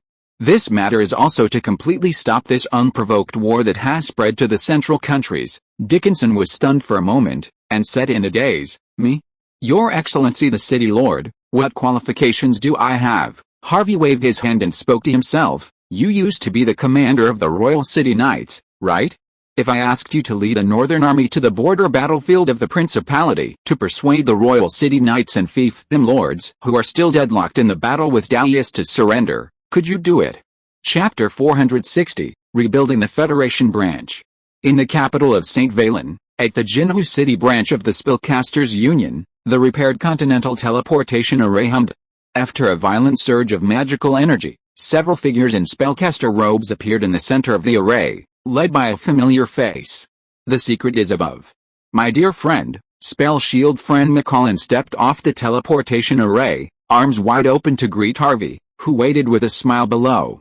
"The one in charge of rebuilding the St. Valen Federation branch is actually you," Harvey said with some surprise. "Mr. McCollin, I thought you have been officially promoted to the head of the Department of Magical Affairs." Fadden shook Harvey's hands affectionately and said with a smile, "Rebuilding the branch is also the responsibility of the head of the Affairs Department. Of course, I'm not very good at the specific execution of the work, but I heard that you are also in Jinhu City, so of course I am willing to lead the team here and chat with you in person." Harvey raised his eyebrows and found that Mr. Fadden's attitude towards him had obviously changed a little. When they first met offline in Alley with their real identity, he did not have the special identity of an agent of the Forum. Fadden treated him more like a powerful senior who selflessly cared for a new junior because they belonged to the same secret organization. But now, after spearheading a deep partnership with the Federation as a Forum agent, successfully leading the rescue operation for First Chief Sarath, and now possessing the technology for the Lance of Annihilation, the Federation's core weapon against the demons, Harvey could clearly sense that this magical politician, who once boasted of being a senior, now truly viewed him as a superior. After briefly explaining the follow-up work, Fadden and Harvey left the branch under renovation and returned to the inner city royal court, which was still under the control of the Northern Army. Harvey had a spacious and comfortable reception room prepared in advance and dismissed all of his personal guards, including Tommy. "Haha, your followers seem very loyal and reliable.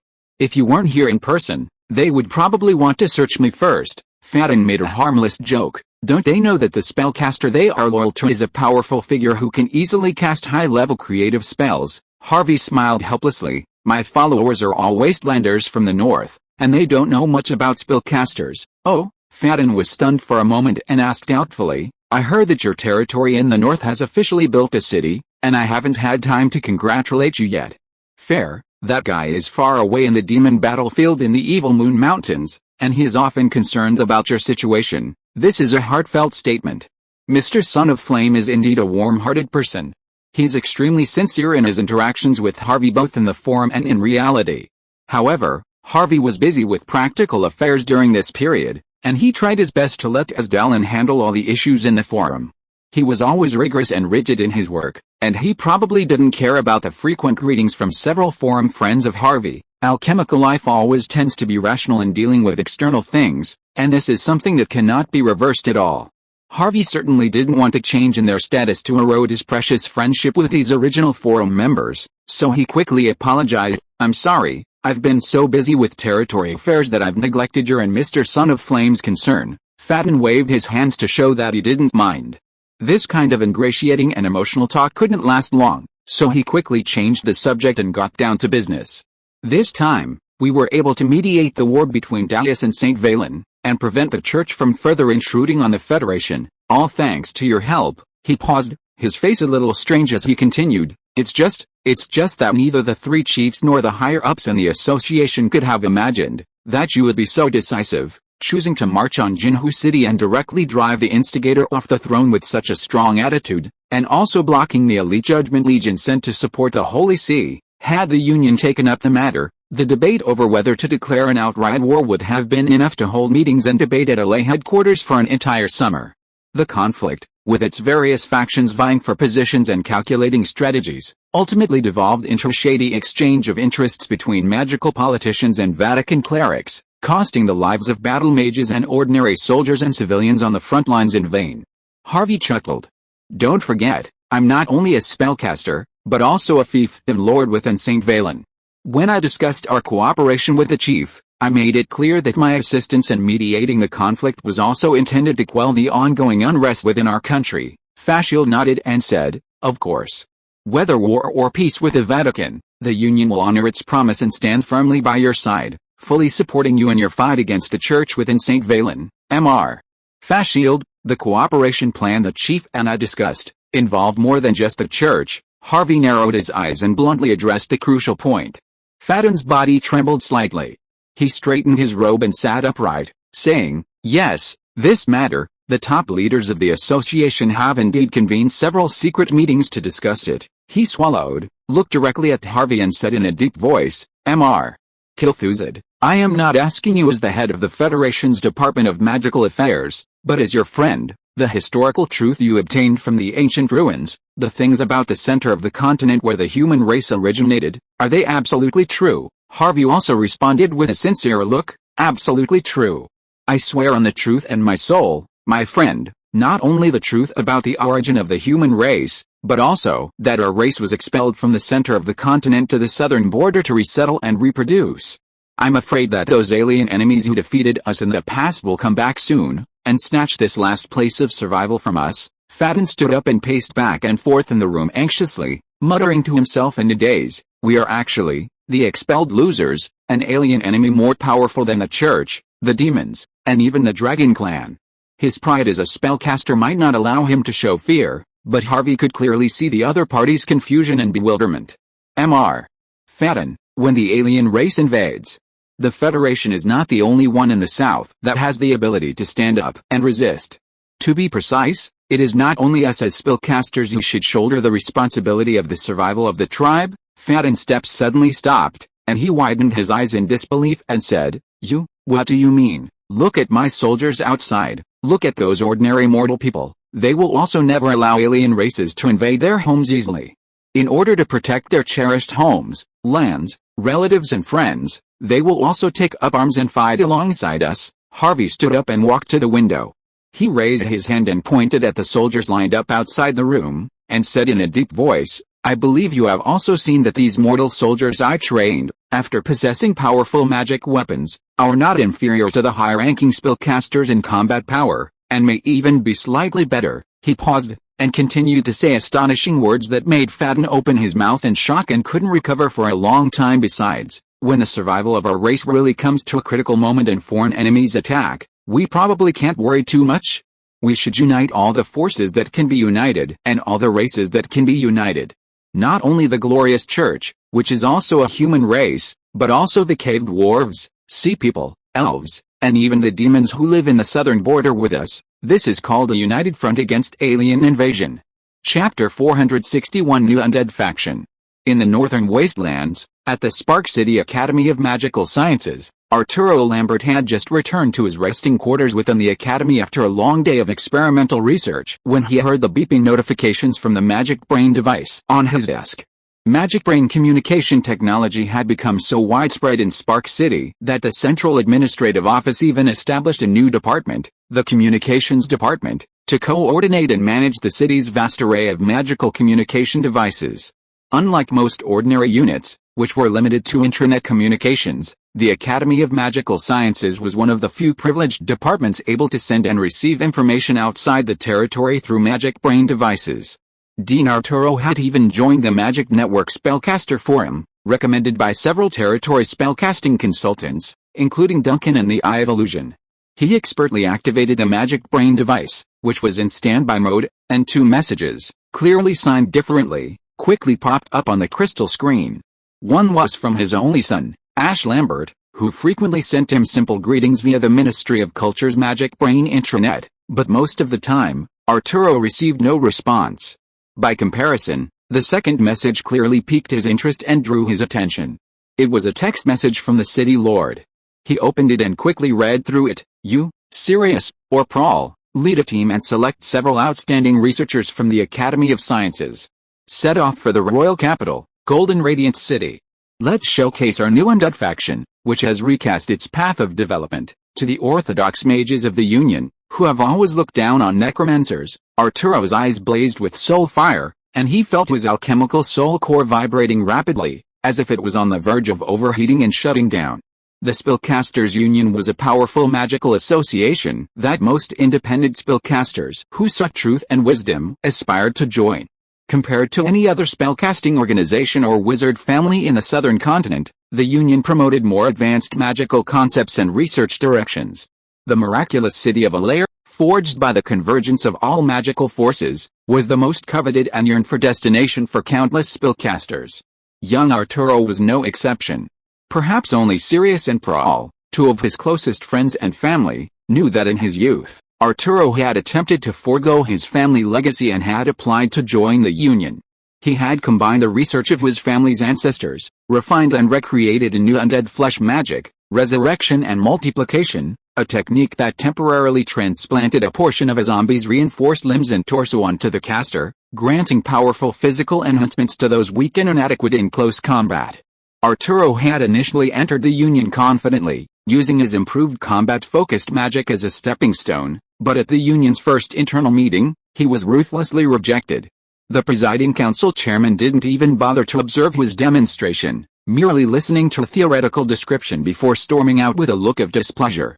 He left behind a sentence that still rankles Arturo: if the filthy, dark magic of the necromancers can be practiced openly within the Union, the world will probably think that our proud temple of truth is nothing but a den of filth, and the church will have even more reason to attack and despise us. Arturo simmered in this anger for nearly 20 years, but the status of necromancers in the magical world continued to decline, even to the point where some had to flee overseas to live in seclusion.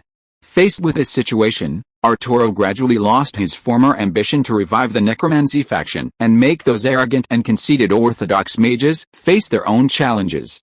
After all, the former could publish their research papers in the influential Magic Bulletin, while necromancers like him, who tried to purchase illegally sourced corpse for research, faced scrutiny and harassment from all sides. The fact that the necromancer faction as a whole lagged far behind other spellcasting factions was a sad fact that Arturo had to silently swallow.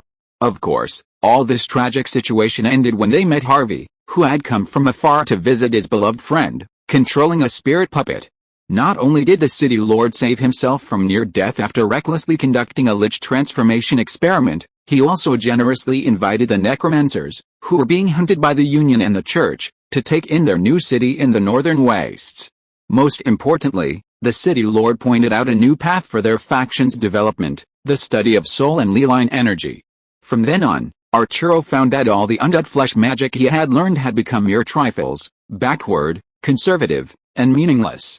The truths contained in the study of soul energy were as vast as the ocean, and as a guide in enlightenment, the city lord had also pointed out a new path of exploration for all the previously lost necromancers. This time, the path to the ultimate truth was no longer fraught with uncertainty and chaos.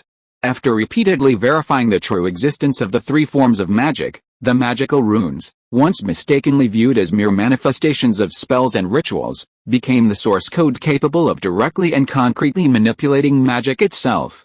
In the world of souls and energy, everything seemed perfectly ordered, just like the alchemical beasts employed in various production plants and manufacturing departments, methodically following established procedures. Just like Arturo himself, after experiencing incredible soul transfer experiments, as an alchemical being himself, he could more deeply appreciate the infinite mysteries of soul research. Freed from the flesh and blood weakened and aged by years of attack from death energy, freed from the vision gradually clouded by desk-bound research, as long as the planetary energy network covered him, he could tirelessly conduct experiments and research, his reflexes always sharp, his movements absolutely stable, and his precision unerring. To those orthodox mages of the Union, let's showcase our new spellcasting faction. Arturo's mind kept echoing with Harvey's invitation. Unexpectedly, his body stood up uncontrollably, turned around and walked out of the study. He happened to run into two close friends who also lived in the Academy of Sciences, Sirius and Prawl. "What are you doing?" Sirius and Prawl looked at each other, and said in unison with extremely excited expressions, "Dean." "No. Clan leader. You are not planning to take people to the royal capital alone without informing us?" Hiding the news from the city lord, right? Arturo was stunned and said in an awkward tone, "Of course. Of course not, I was just planning to discuss it with you." Sirius breathed a sigh of relief, and then said brightly, "The city lord also informed us in his letter. Since we are all aware of it, and the lord has not issued any strict orders for a list of personnel, how about we go to the royal capital together? After all, Arturo is not the only necromancer who is full of anger and wants to completely avenge his previous humiliation in front of the orthodox spellcasters." Chapter 462, Slapping in the Face, Part 1.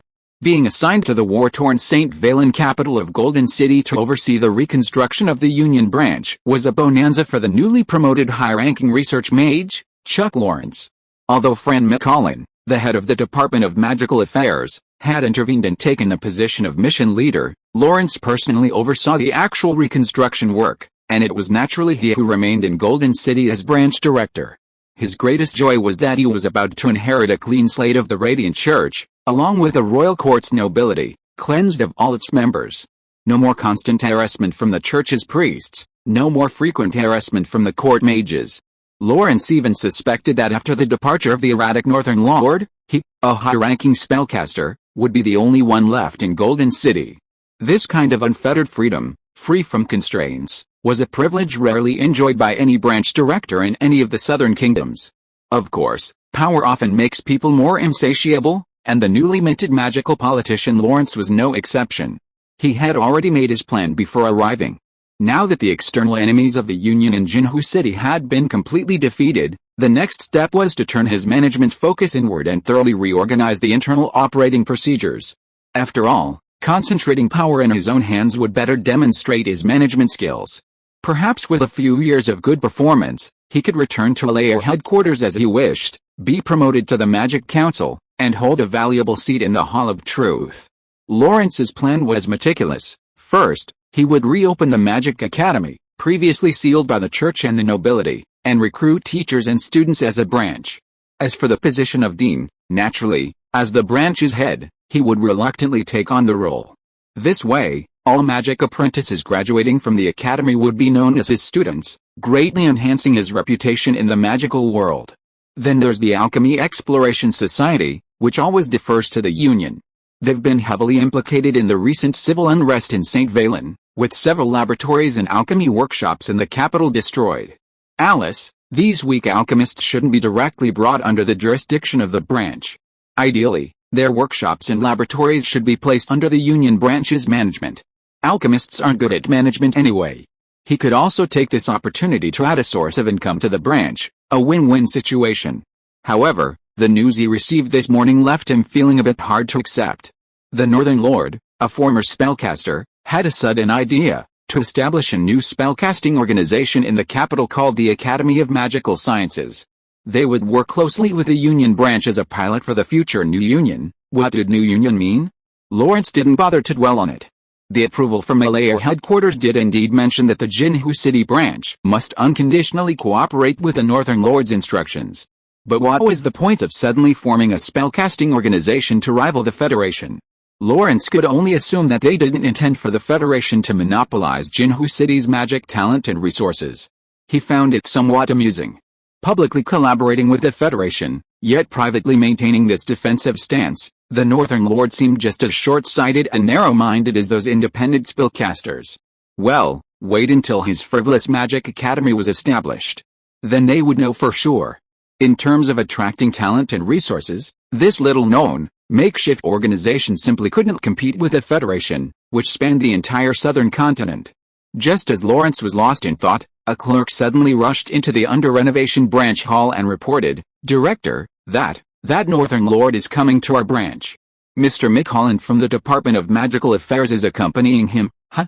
What's he doing here?" The clerk paused, then replied dryly, "He's bringing that member of the Magic Academy headquarters to visit and exchange ideas with us." Lawrence shuddered, his spirits rising. Oh my.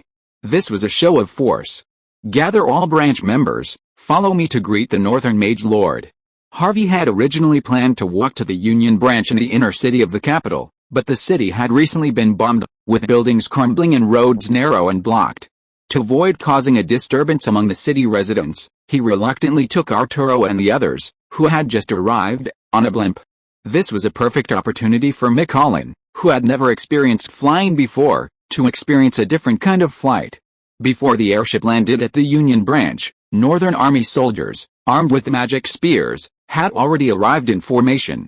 They rudely surrounded the entire branch and attempted to enter to search it, nearly causing an unnecessary conflict between the two sides. As Harvey and his companions disembarked from the airship, they happened to witness the awkward situation between the two sides. They couldn't help but give Mr. Fadden a slight, apologetic nod, and he could only shrug in frustration. Lawrence stood at the branch's gate with a serious expression, whispering to his secretary and deputy, "Although we're both spellcasters, we should still address him as Your Excellency the City Lord in formal occasions. Don't be too casual.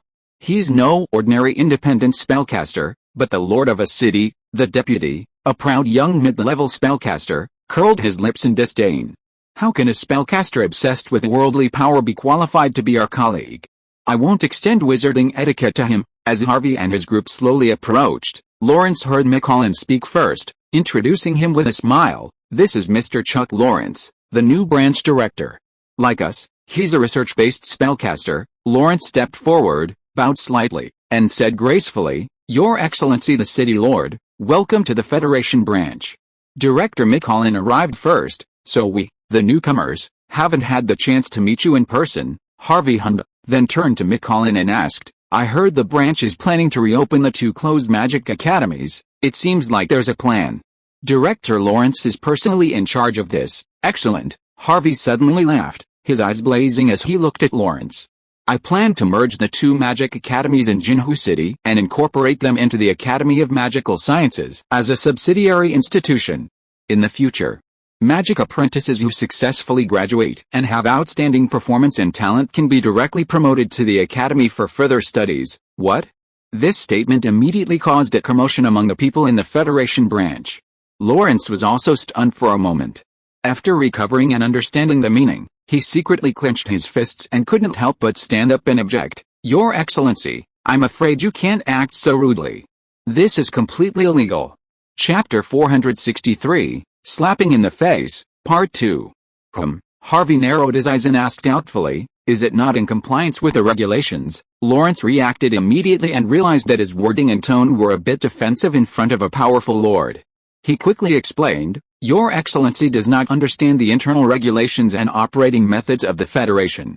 According to the regulations, in all cities and regions in the southern countries where branches of the Federation have been established, graduates of magic academies in the area will be given priority for evaluation by us, and then assigned to other advanced magic academies to continue their studies depending on the circumstances. This has been an agreement reached between the founders of the Federation and the Continental Wizard Council since its formal establishment more than 100 years ago. Regardless of whether the apprentices come from a magical family or an ordinary civilian, they have the freedom to choose their destination. Compared with traditional conservative wizard families, the younger generation of spellcasters obviously recognize and respect the Federation more. This has also become the key to the Federation's recruitment of talent and rapid rise. This is a custom and tradition that has lasted for hundreds of years." Lawrence's deputy couldn't help but stand up and said in a slightly arrogant tone, "Your Excellency, the city lord may not know that there are only 2 magic academies in Jinhu City. Most of the teachers and researchers there are from the Federation. They have also been funded by Alea for many years, which enabled them to successfully complete many valuable research experiments. In short, every magical talent is cultivated with a large amount of money and precious magical materials. If people outside the Federation want to interfere, I'm afraid the Academy will not agree." Harvey chuckled and did not get angry on the spot. Instead, he turned to Mr. Fadden and asked, "If I remember correctly, the 2 magic academies in Jinhu City were not founded by the Federation, right?" Fadden spread his hands and responded awkwardly, "The St. Valen Royal Magic Academy was founded by the first Grand Duke's court magic advisor at the beginning of his reign.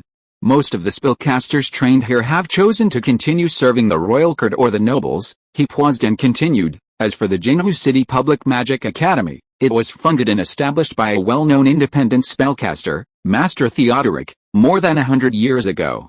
He was originally from Jinhu City, and it was natural for him to strongly support the young generations of his hometown after he became successful. After the outbreak of the plague in the royal capital, the church took the lead in uniting with the nobles to attack the 2 magic academies.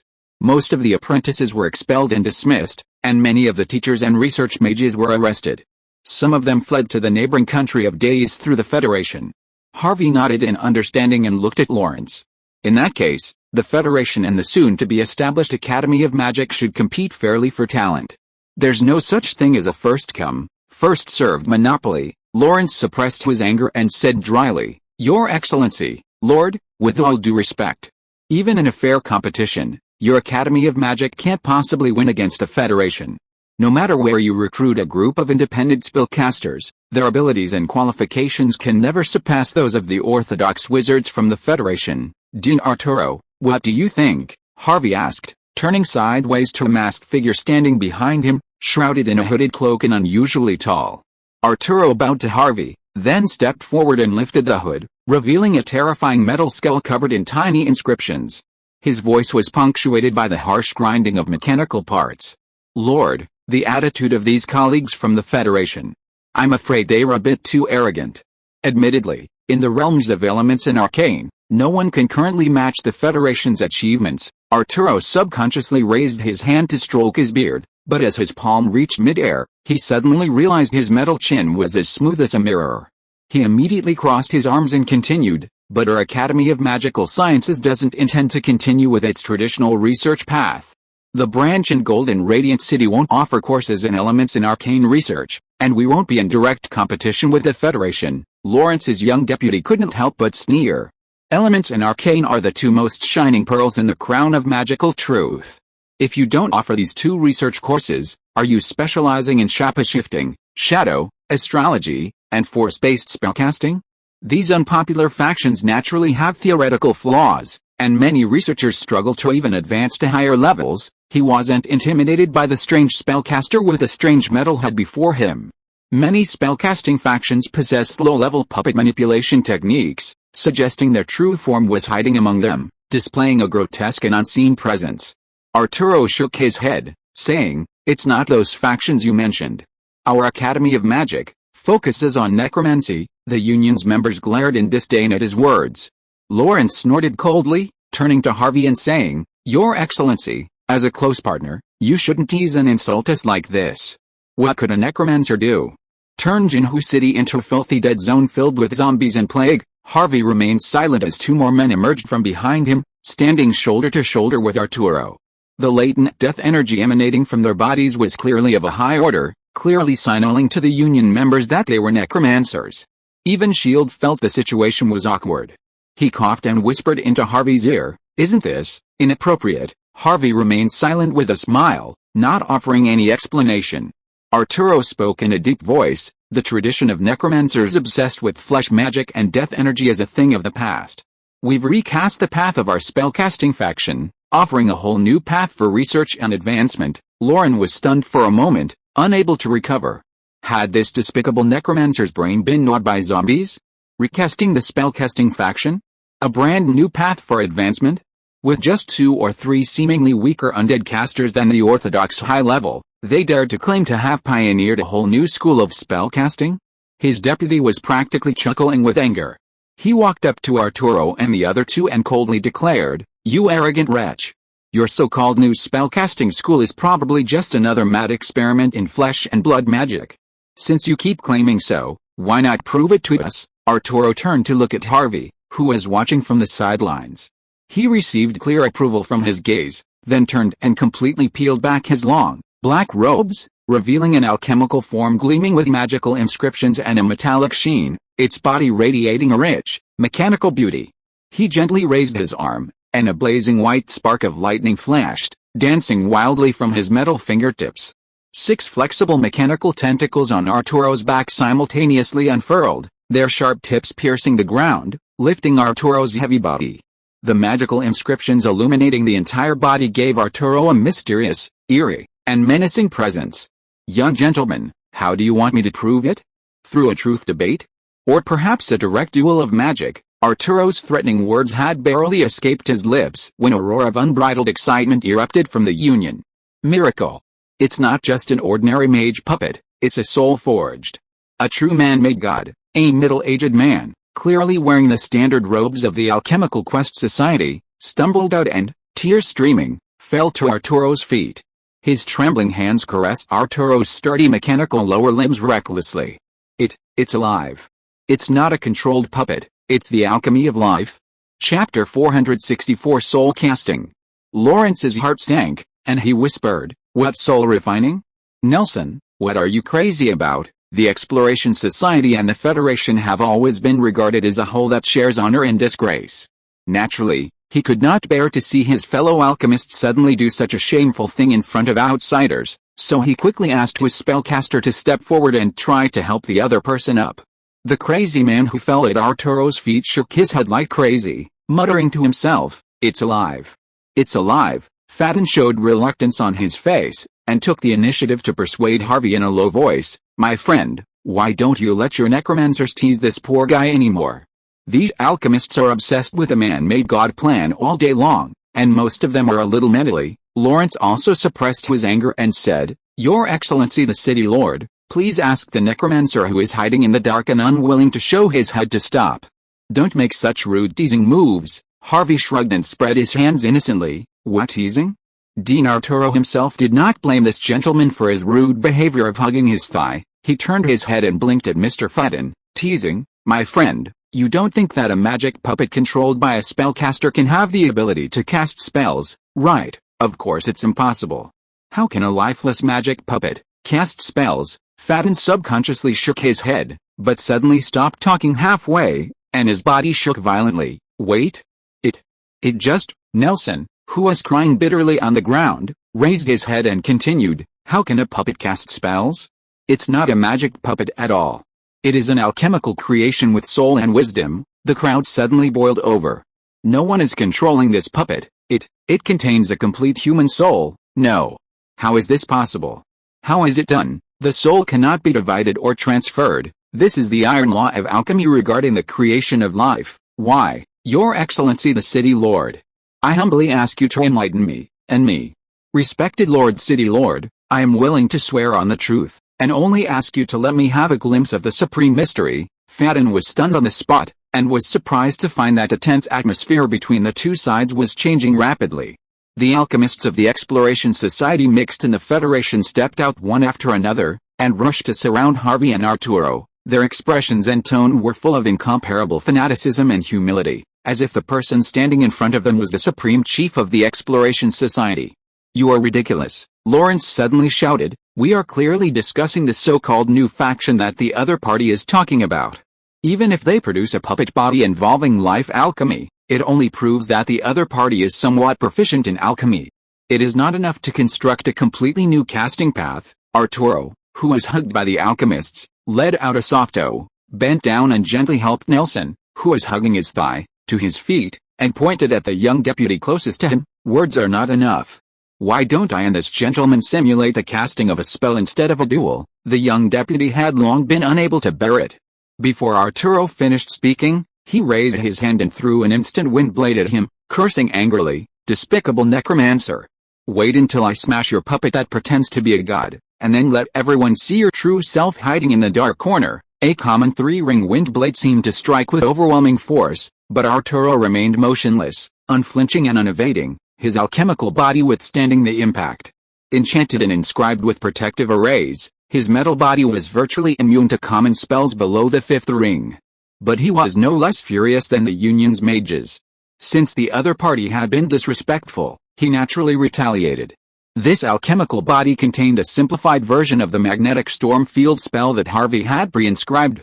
With sufficient mana, he could also cast spells instantly, no less powerful than any other spellcaster.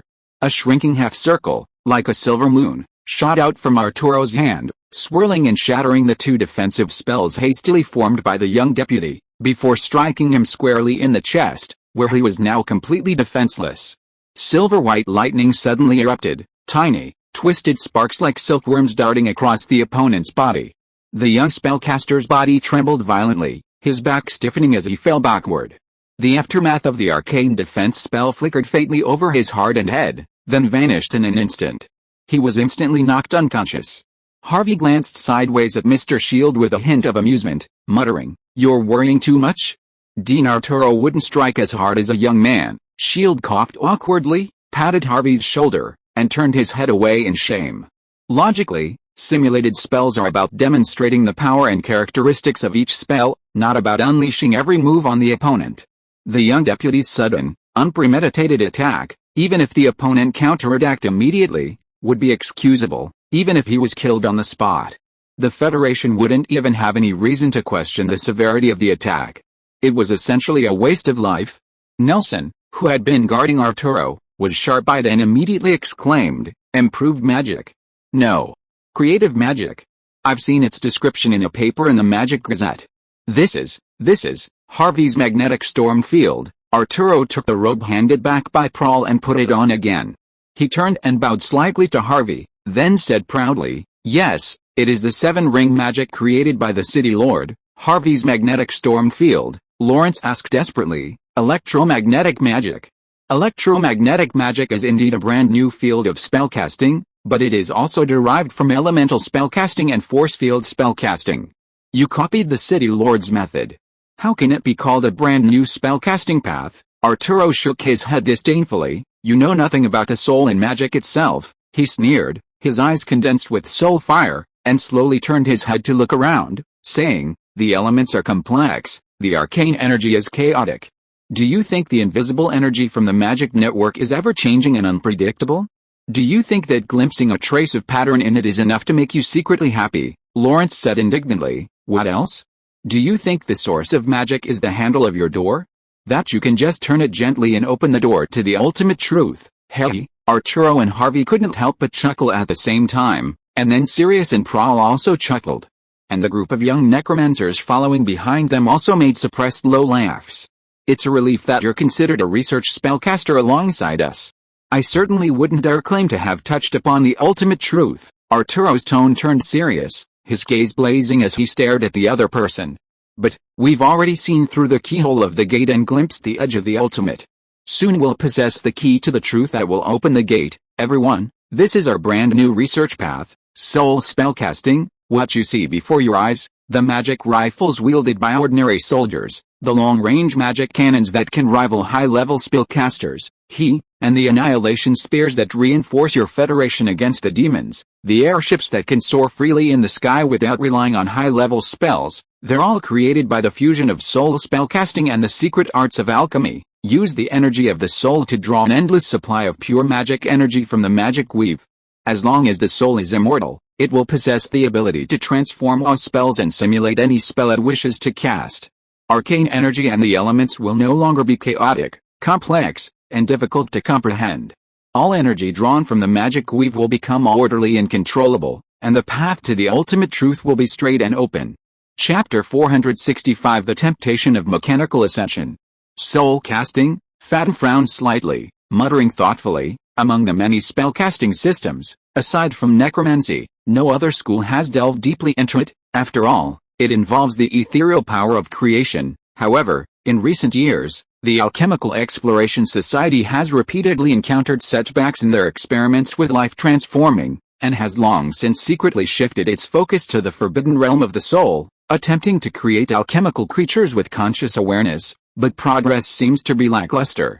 But Dean Arturo, standing beside City Lord Harvey, had clearly undergone some forbidden experiment, transferring his entire human soul into an alchemical body. This experiment, a complete success, clearly signaled to everyone that the soul realm, once considered off-limits to magical research, was now open to spellcasters. So you actively transferred your soul into this alchemical vessel? A mid-level alchemist, clearly quite elderly, asked in a trembling voice. Does this mean that, as long as the energy from the demonic weave continues to flow, your soul also possesses immortality? A hush fell upon the crowd. While this forbidden experiment was somewhat chilling, it was also a novel approach to immortality, a truly exciting one. Arturo had discussed this privately with Harvey before arriving, and naturally knew what to keep secret regarding their faction's secrets. The soul-transforming experiment does require the subject to actively accept the transfer, but this does not guarantee true immortality. Everyone, our souls have merely replaced a more durable container. How dare you dream of entering the realm of immortality? Many alchemists were shocked at this, feeling ashamed of their unrealistic fantasies. The old alchemist shook his head and said, "No, container is absolutely vital to alchemists. Think about it. No need to eat or rest, not disturbed by diseases, as long as the soul energy is always kept full. We can work tirelessly on a large number of time-consuming and labor-intensive research experiments. This extra time, isn't it just the extension of life?" Harvey looked at the old alchemist with some amusement. He didn't expect to taste the philosophical meaning of time is life from his words, but he did directly point out the obvious advantages of the existence of alchemical life. Lawrence said directly without giving up, "So you want all the spellcasters who join your faction to give up their flesh and blood bodies and turn into this alchemical mechanical monster?" He paused, and shouted to the excited alchemists present, "Everyone, giving up your innate flesh and blood body is equivalent to giving up the natural talent for casting spells that humans are born with. There will be no veins for magic power to surge in the alchemical body. You will lose your magic pattern forever, and you will no longer have the opportunity to create your own magic to advance to the legend." These words are not alarmist. Alchemical life that has undergone soul transfer will indeed lose its magic pattern, and lose the many spells that have been painstakingly constructed and analyzed in the magic pattern. Of course, they will no longer have the opportunity to create their own magic. The most they can do is like Arturo, by letting Harvey solidify the single cast spell in the soul core in advance, and activate and release it through their own stored pure magic energy. Essentially, it was no different from loading a mono rifle with bullets, except that Arturo's high-level spells only had a bullet capacity of less than 5 rounds. A brand new spellcasting faction, a research path that had not yet been verified by its predecessors. In other words, no one even knew if this spellcasting path truly held the opportunity to advance to the legendary rank. The unknown was always accompanied by confusion and fear. After hearing Lawrence's sincere advice, the excitement and heated emotions of many present cooled down a lot. The old alchemist shook his head and laughed heartily. Young people naturally have many concerns. For an old man like me, whose life is coming to an end, the chance to be reborn through this, it would be like a godsend. He lowered his head, and in full view of everyone, his right eyeball fell into his palm with a gurgle. Holding the lifelike prosthetic eye, he smiled bitterly and said, "After years of researching potions, my eyes were blinded by the poisonous mist that evaporated when brewing magical plants. Last year, I asked a branch chief to replace my eyes with a pair of crystal magic lizard eyes. Haha, they only lasted less than half a year, and now I can hardly see any more." His words moved many alchemists present to sigh in regret. Many research-oriented spellcasters, who had also been conducting experiments for years, shared this sentiment. Magic and alchemical experiments inherently sought a glimmer of order and pattern amidst chaos and disorder. Often, the dangers of experimentation were no less severe than those encountered on the battlefields of the demonic race, with spellcasters often dying instantly in accidents. For those who survived serious injuries, unless their organizations possessed extensive resources and could provide them with high-level or even legendary natural healing techniques to reshape their flesh and blood, they would ultimately be cut off from the path of magical research. The old alchemist slowly approached Harvey and Arturo, clasping his hands and bowing, a standard ancient gesture for lower-ranking alchemists to greet the Supreme Chief. Lord City Lord, may I be honored to join the Magic Academy to be established in Golden Radiant City. The other alchemists stepped forward, offering profound greetings to Harvey and Arturo. My Lord City Lord, I am willing to join the Academy of Sciences and undergo soul transformation experiments. I wonder what the price is. Dean Arturo, are you still accepting disciples? I am willing to study necromancy and be a necromancer. Dean Arturo, is the Academy of Sciences considering recruiting fire spellcasting alchemists? I can start as an apprentice. Sirius and Prahl stood side by side behind Arturo, looking at the alchemists and spellcasters who gathered around them, and constantly chatting and communicating with the necromancers who followed Harvey, without any of the disdain and contempt of the past. They couldn't help but look at each other, and saw the suppressed excitement and emotion in each other's eyes. Arturo walked to Harvey's side, bent down and whispered to him for a moment, then returned to the crowd and reached out to suppress the noisy discussions. Everyone, please listen to me. The Jinhu City Magic Academy is still in preparation for establishment, and the scope of recruitment is limited to apprentices. If you really want to communicate and study the soul-casting faction, why not follow me to the north? In the Magic Science Research Institute in Spark City, you may even have the opportunity to hear the City Lord give lectures in person. He paused and continued, moreover, the soul transfer experiment is not a simple project. The difficulty of the experiment and the consumption of all kinds of precious materials make it impossible to popularize it completely. It is not something that everyone can do voluntarily. I have just asked the City Lord for instructions.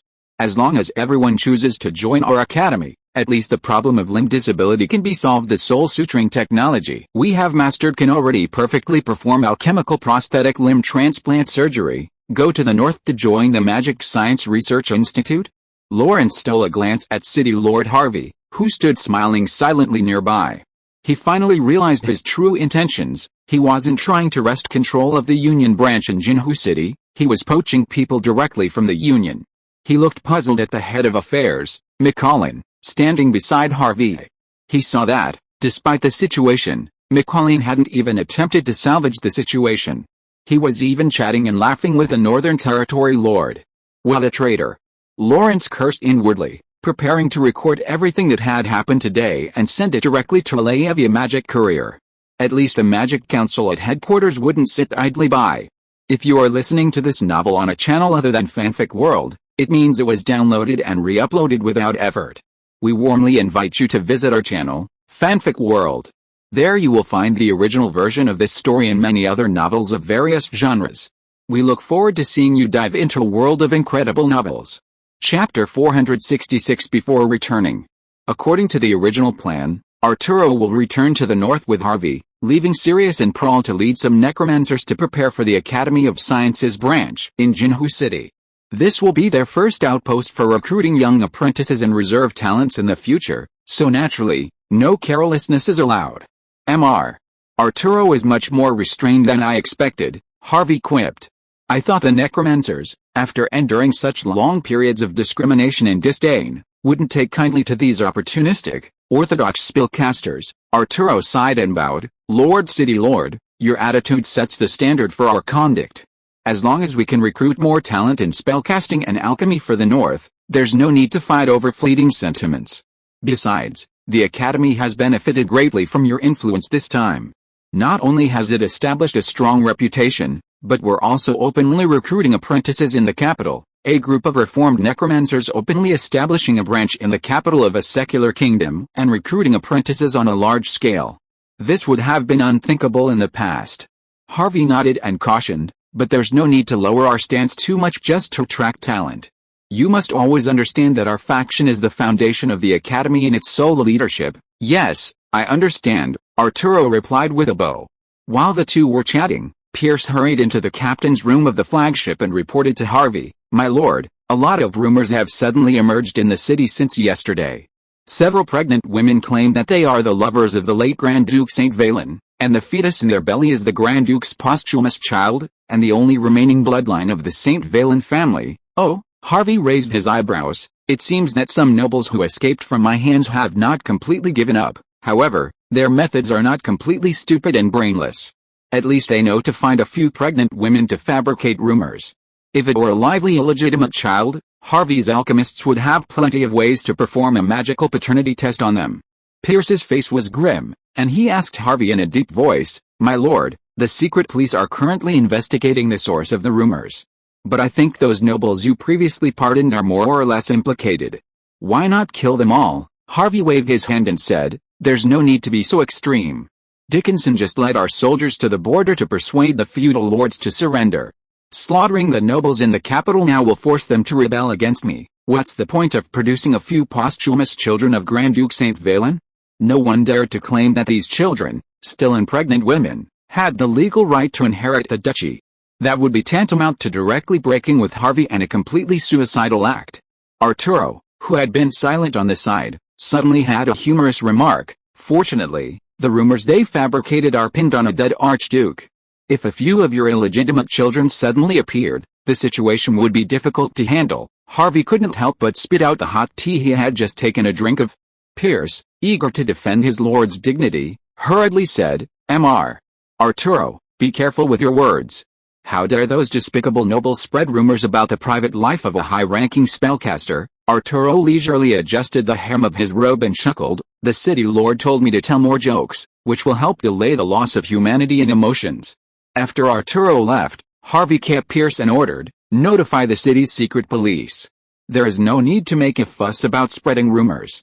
Moreover, too obvious targeted actions will only make the people suspicious and think we are eager to conceal the truth." Pierce was stunned. "So, let them run wild? Everyone knows that with the death of Grand Duke St. Valen, and although he hasn't officially abdicated, you're the true ruler of the capital." Harvey laughed. "Think about their motives, just the feudal struggles of a slum rat. Besides, soon, even more shocking news will spread among the people, attracting everyone's attention, and then no one will mourn the death of the former Grand Duke." "What shocking news? I haven't heard anything about it," Pierce asked in confusion. Harvey waved his hand, ushering him to the desk and pointing to the administrative documents just sent from Spark City, which now needed Harvey's personal approval. Golden Glory City will completely shed its title as the capital of St. Valen, and its administrative level will be equal to Fingaven City. The Principality of St. Valen will be renamed the United Kingdom of the North, with Spark City as the kingdom's new capital. City Lord Harvey will soon return to the north to formally hold his coronation ceremony, completely abandoning the past tradition that the succession of royal families of the southern countries must be crowned in person by the Pope of the Holy City. Pierce blankly recited the contents of the document transmitted from the magic brain instrument. After a moment, he reacted and said with surprise and joy, "My lord, you have finally decided." Harvey nodded and said, "It's far more than that. I plan to migrate part of the population from Jinhu City to the north, and maintain the population of this former royal capital to be equal to that of Fingaven City. This will avoid the development gap caused by the asymmetry of resources between the two cities in the future." Administrative management has always been Pierce's weakest part, but he could clearly see that Harvey was deliberately teaching him, so he patiently listened attentively. "But the residents of the royal capital have always lived a prosperous life, and you intend to really implement the tax exemption and reduction policy you promised them before, and want to migrate them from the warm central southern border to the bitter cold wasteland. I'm afraid it will be difficult to achieve without force. I don't plan to move those nobles and wealthy families there." Harvey smiled. "Spark City will always open its doors only to people who create wealth through labor. After my land recovery policy begins to take effect, these rentier noble groups will soon suffer the pain of shrinking wealth and falling class." Harvey plans to use generous treatment to recruit as many working people as possible who are trapped on the land by the nobles to the north. When these nobles have a large amount of land under their names but no one is cultivating it, They will import a large amount of high-yield grain from the north to stabilize local grain prices, so as to prevent wealthy businessmen from hoarding goods and causing large-scale famine. This back and forth will inevitably lead to a sharp drop in the nobles' income from land rental. At that time, Harvey will take action to recover the land and severely suppress the price. While this operation was time-consuming and complex, it would build Harvey's reputation more effectively than the violent confiscation of noble property. It also sent a signal to the vassal lords of St. Valen that they didn't need to fight to the death. After hearing the lengthy speech, Pierce pondered for a moment, muttering quietly, "Is it really that difficult? Just kill them all, and the land will naturally fall to us." Chapter 467, Excessive Conscription. The Northern Army, which accompanied Harvey on his expedition to the capital, soon began a rotation of garrisons after completely securing control of Golden Radiance City. A new battalion, comprised of a mix of veterans and newcomers, would replace them and complete the capital's garrison duties for the next year. This 1,000-man battalion boasted a diverse cast, with troops from the Wasteland, Grizzly Territory, Fingian City, and even naturalized refugees from the Southern Duchy, making it a truly integrated defensive force. The replaced Northern Army wouldn't immediately return to Spark City. Harvey's southern campaign plan included Black Mountain Port, south of Sancha Town, and Silver Pine City, which had been ravaged by troops from certain lords of the neighboring Duchy of Barclay. Black Mountain Port was the last major port on the Ralph River south of St. Valen. Its capture would establish a direct route to the land of 1,000 sails, pharaohs, and provide Harvey with the only valuable seaport in the entire territory. Silver Pine City was close to the Duchy of Barclay and the Wizarding Kingdom of Daius. After the conflict between the two countries erupted, it was swept by several groups of neighboring nobles seeking to exploit the chaos and plunder. A large number of refugees and serfs flocked to Black Mountain Port in the royal capital, many of whom were intercepted and transported north by Harvey's men. Both cities were renowned for their openness to trade and lacked any fortified walls for defense, making them difficult targets to defend. Harvey ordered Pierce to take command of Golden Glory City, assigning him direct command. His 3 battalions were assigned separate missions. The 3rd Battalion, commanded by Wayne, was tasked with assisting the former Chief Knight, Dickinson, in reaching the border to persuade the vassal lords to surrender. Vaughan's 1st Battalion sailed downstream to Black Mountain Port, while Duff commanded the 2nd Battalion of Light Infantry and Cavalry, storming Silver Pine City and directly eliminating the neighboring nobles who were still roaming and pillaging near the town. Having just captured the royal capital, Jinhu City, the morale of the entire expeditionary force was extremely high. This civilian army, built on the template of a modern military, had professional soldiers with no worries at all. After all, ordinary feudal nobles and knightly landowners would never abandon their fields during the spring plowing and autumn harvests, easily provoking war. The Northern Army's long-distance, year-round overseas campaigns would be unthinkable for any aristocratic army in the southern kingdoms. With a rudimentary and operational general staff, coupled with political guidance reaching deep into the ranks, this army no longer needed a lord to lead the troops in actual combat, yet was able to faithfully and swiftly execute its missions. Coupled with its overwhelming firepower, Harvey had little concern for the outcome of the battle. Rather than the seemingly certain outcome of the battle, Harvey was more concerned about how, after completely controlling the entire Duchy of St. Valen, he would completely overthrow the old aristocratic system and establish a new order for the north.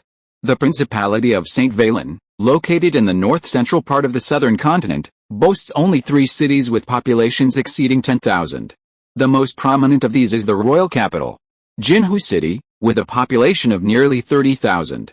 Fingian City, nestled in the fertile plains, is next, with a population of over 10,000. Finally, Grizzle Castle, nestled in the northern borderlands near the Divine Spine Mountains, barely boasts a population of 10,000. These 3 cities are currently under Harvey's effective control, and the establishment of fully functioning municipal institutions is essential. Spark City's municipal office is continuously recruiting and training grassroots management personnel. By selecting local nobles who already hold civic responsibilities from various cities, they will soon be able to integrate the city into the new system of the Northern Territory. However, these cities are also home to the largest concentrations of the old nobility, and garrisons are essential, both to defend against the resurgence of the Church's influence from outside and to guard against the resurgence of certain aristocratic groups within. Just garrisoning 3 major cities is already straining our forces, Pierce had been anxious about this, repeatedly approaching Harvey with suggestions. Golden Glory City has a garrison of 1,000 troops. Fingian City also needs nearly 1,000. Strategic locations like Sancha Town, Black Mountain Port, and Silver Pine City require at least a 500-man battalion garrison. Grizzly Territory, while closest to Spark City, still requires a 1,000-man garrison. Add to that a 500-man garrison at the IC Exploration Base. Pierce, who had always been aloof from nitpicking, counted on his fingers and settled accounts with Harvey. My lord.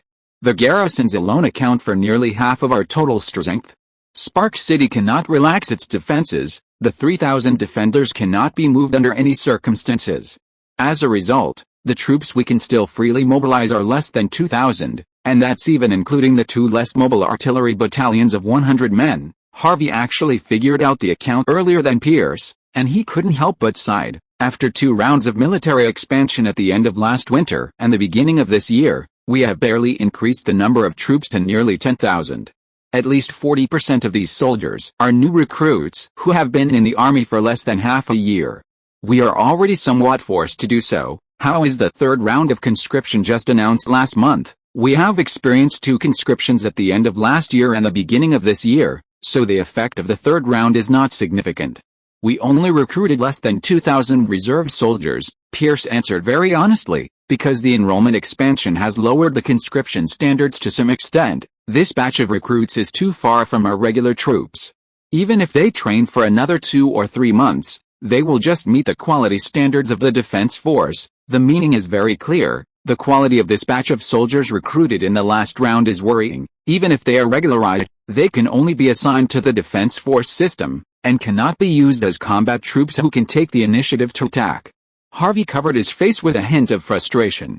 He recalled how, back when the Frontier Territory had formed its first militia to defend against the invasion of the evil orcs, Pierce, under his instructions, had selected the refugees of the wastelands with the same criteria as selecting livestock: healthy limbs, good teeth, sharp eyes and ears were all that mattered. After just over a month of training, they were already bearing weapons and fighting the evil orcs. Now, as his power grew rapidly, the size of his army expanded rapidly, and the recruitment standards naturally rose accordingly.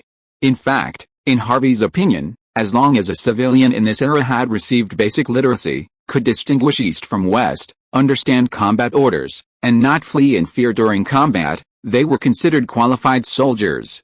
As for combat skills, simple things like aiming at the enemy and pulling the trigger, with enough ammunition accumulated through live fire training, almost everyone could become a sharpshooter. It was only a matter of time. Too frequent recruitment will squeeze the labor gap in other production sectors. Let the military recruitment department suspend the recruitment of new soldiers. Harvey patted Pierce on the shoulder and comforted him. Don't worry too much. Once we completely control the entire Duchy of St. Valen, the recruitment of refugees from all over the country will usher in a new peak. By then, Spark City will have enough population for us to expand the size of the army. If everything goes well, Harvey hopes to completely end the war and unrest in the entire duchy before the arrival of this winter. Chapter 468 New Chivalry. After a full day of marching, the Northern Army, just before nightfall, found the campsite not far from the water source. Dickinson sat somewhat stiffly beside the massive campfire, watching the soldiers around him bustle about in an orderly fashion. A young officer named Wayne approached and handed him a heavy metal box, politely saying, "Mr. Knight, field operations are short on supplies. Please make do with these emergency rations for the march." The chief knight took the box, stunned. Upon touching it, he realized it wasn't just ordinary iron, but was made of thinly pressed fine steel. Such precious steel wasn't used for knightly armor and weapons, but was being used by these soldiers as food containers. These civilian soldiers' rations, consisting of dry bran or bacon, weren't even 1,000th of the value of the boxes. It was a bizarre miscalculation. But once he completely opened the steel lunchbox and saw the steaming abundance of food before him, he fell silent. A simple main course and side dishes, 2 grilled pork chops with thick rims of oil, half a pan-fried fish, slightly dried but still golden, some kind of perishable root vegetable, surprisingly coated in honey and deep-fried, and a similarly dry slice of bread, clearly made from refined flour. There was a tiny bit of extra space in the corner of the lunchbox, where a few milky white lumps were tucked in. Dickinson curiously picked up a tiny bit and put it in his mouth. It turned out to be maltose with a milky aroma. He couldn't help but swallow secretly, then immediately felt ashamed of his behavior, which violated the self-discipline of the knight. He subconsciously looked up, but Captain Wayne, who had brought him the food, had already walked away, seemingly not taking him, the chief knight, seriously. However, Ivan, another young officer who had been gentle to him along the way, sat down next to him with a food box made of the same material and a smile on his face.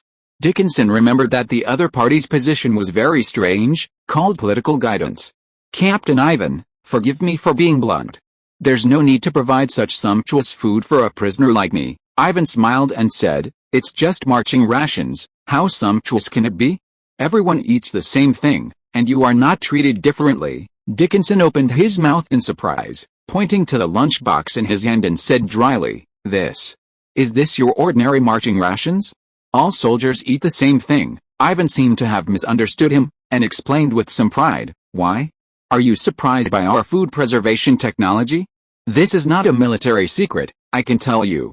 The food you see now is all sealed in tin cans and transported from the north to the front line, but it tastes as fresh as if it was just bought from the market yesterday. Isn't it amazing? Although it was a bit exaggerated, Dickinson had to admit that these so-called canned rations were indeed 100 times more delicious than bran cakes and dry bacon. He was also surprised that the other party would spend huge sums of money just to let their soldiers eat the freshest and most delicious food possible. He seemed to understand vaguely how this army, composed entirely of refugees from the wastelands and civilians from the southern border, could bravely confront the Pope's Knights of the Inquisition and hold their own in battle.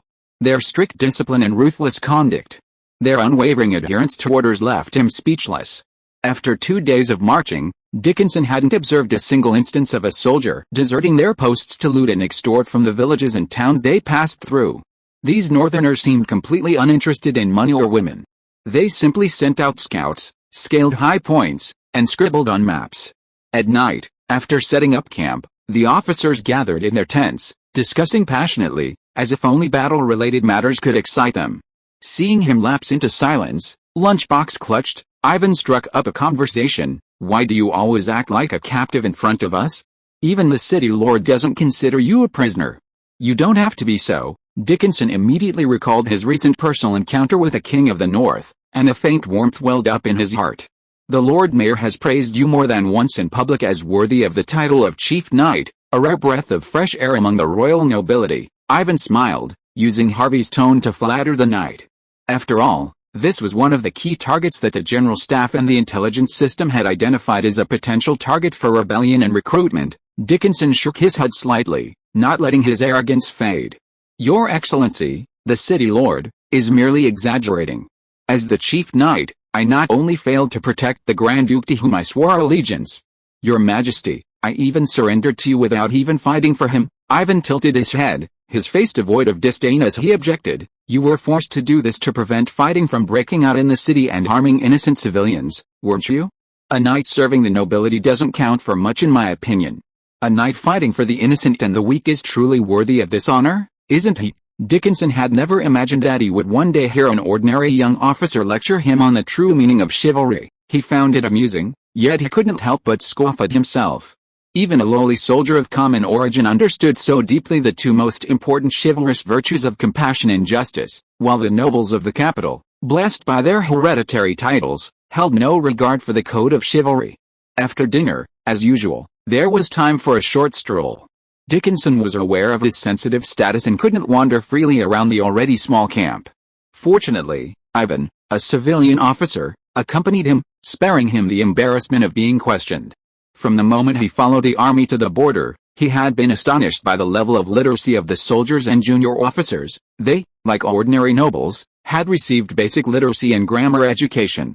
As they became more familiar with each other, some officers even approached him during marches and at night, asking for advice on military command tactics and strategy, a fact that truly astonished the chief knight. This army was truly bizarre. Not only was everyone literate, but even junior officers commanding a few dozen men were required to learn the tactics and strategies of marching and fighting. Initially, their inquiries were simple, like choosing a campsite for a field march, but they gradually evolved into the complexities of tactical deployment and manpower deployment for both the attacking and defending sides in a cavalry battle. It was only the third day, and Dickinson was already finding it difficult to cope. He had always been proud of his experience of leading the Royal Capital Knights in battles with His Majesty the Grand Duke. Now, a low-ranking officer in the Northern Army could ask tactical questions that stumped him, which really made him feel embarrassed. No way. In order to maintain the honor of being the commander of the Knights, he must put aside his personal prejudices. Dickinson turned his head and asked proactively, "You civilian officers, do you also need to learn how to command operations?" Of course, Ivan raised his eyebrows and said, "The political guidance work will only last for 1 year. After that, I will be transferred back to the General Staff Headquarters as an operational staff officer. Like all staff officers, I will be responsible for formulating the Army's combat plans and completing the tasks and orders issued by the City Lord. Can tell me how you customize the combat plans?" Dickinson was silent for a long time before asking this nervously. Ivan smiled and said, "If it doesn't involve any specific combat missions, it wouldn't be a violation of confidentiality. I'm sure you're interested in our unique combat methods and weaponry." He paused, then winked and hinted, "I'm still a newcomer and know very little. If you join the General Staff, I'm afraid you'll gain a deeper understanding, and it will overturn all the noble knights' combat command methods you've learned so far." Chapter 469 New Journey. Harvey's last day in Golden City was also the day the City Hall publicly tried and executed the capital's dignitaries who had committed serious crimes. With this bloody butcher's knife, the newly formed City Hall took the first step towards formally taking over Golden City. The trial and public execution took place in the square of the crumbling Radiant Cathedral. The ruins were one of the few buildings Harvey had decreed would not be rebuilt or repaired. After all, from now on, the church's influence would be completely purged from the capital. While folk worship was not strictly prohibited, priests and missionaries were no longer permitted to set foot there. The trial and execution began at dawn, and a large number of people, having received advance notice, surrounded the cathedral square. As each shackled noble arrived, Northern Army soldiers on magic scooters, carrying alchemical loudspeakers, would crisscross the streets, loudly announcing the crimes of the accused. The specific crimes were largely similar. Most of the powerful individuals executed were convicted of multiple crimes, and the public trials were merely formalities, demonstrating Harvey's plans to purge the capital's former elite and implement new policies. From the outbreak of a plague in the capital to the sudden war between the church and the nobles, countless innocent people have fallen ill, died, or been displaced and forced to flee their homes. Over the past 6 months, the powerful have engaged in lavish levies and extortion, forcing citizens of the capital to work along the border. Almost every household has a victim, cheering and applauding the execution of these nobles. Nearly 100 nobles were executed, with each execution occurring roughly every half hour. City Hall dispatched troops to bring in a magically powered cannon, loaded with blank shells filled solely with dragon flame powder. Each cannon shot represented the immediate execution of a once powerful and prominent noble. The soldiers in charge of wielding the swords were orc soldiers, specially selected from the army by the City Hall. They were nearly 2 meters tall and had strong physiques. They looked even more terrifying holding the bloody thick-backed machetes. Many nobles who had been quite tough before the execution were frightened to the point of defecating and pissing, which caused the onlookers to laugh and curse. Amidst the deafening bombardment, Harvey quietly departed the Golden City docks on his ironclad warship, steaming towards Fingigan City at full speed. Why didn't the Lord Mayor personally appear at the public trial? Arturo, who had returned with him, was puzzled. Letting the people of Golden City get to know you, and deploying some secret police to infiltrate the crowd to encourage them to support you, wouldn't that rally their hearts? Harvey chuckled and shook his head. These people are different from the people of Spark City. They won't completely sway to my side just because I beheaded a bunch of nobles. Only when the City Hall he established manages the city in an orderly manner, and the new policies truly benefit the people, and only when the promises he made to them after the city was fulfilled, will the people here truly be trusted. Right now, they're just like they were to the powerful nobles of the capital. They fear the bloody butcher knife wielded by Harvey. His impatience to return to the north was largely due to Mr. Fadden's sincere advice. After temporarily clearing all obstacles lingering in the southern border, it was finally time to turn their attention back to the north, keeping a close eye on the powerful alien enemy that had just begun to emerge. So far, Harvey had only been able to gather scant intelligence about the enemy from the members of the recent exploration team, a general description of their appearance, the strange weapons and attack methods they used, and the general direction of their likely attack. Beyond that, nothing had been discovered. Construction of the IC exploration base had already completed the first phase, and defensive measures were now largely unchallenged. The development and construction of submarines was also progressing steadily. Next, a large-scale exploration and search of the base's surroundings was essential. The alien advance team that had attacked the exploration team must be located. A powerful enemy could not remain constantly lurking close to home. From what Mr. Fadden had revealed about the internal situation within the Federation, it seemed that the faction led by Chief Sarath was currently trusting and willing to actively join Harvey's defensive counterattack plan. The chief himself was even willing to relocate to Spark City to join him in defending the northern border against the powerful enemy, which had yet to reveal its true identity. However, the conservative factions, aligning themselves with the church and the secular nobility, and the neutral factions, who prioritize self-preservation, held a very ambiguous stance. Led by the Magic Council, the conservatives even cited classic texts and extensive historical documents excavated from ancient ruins to vigorously refute the truth opposing Harvey's claims.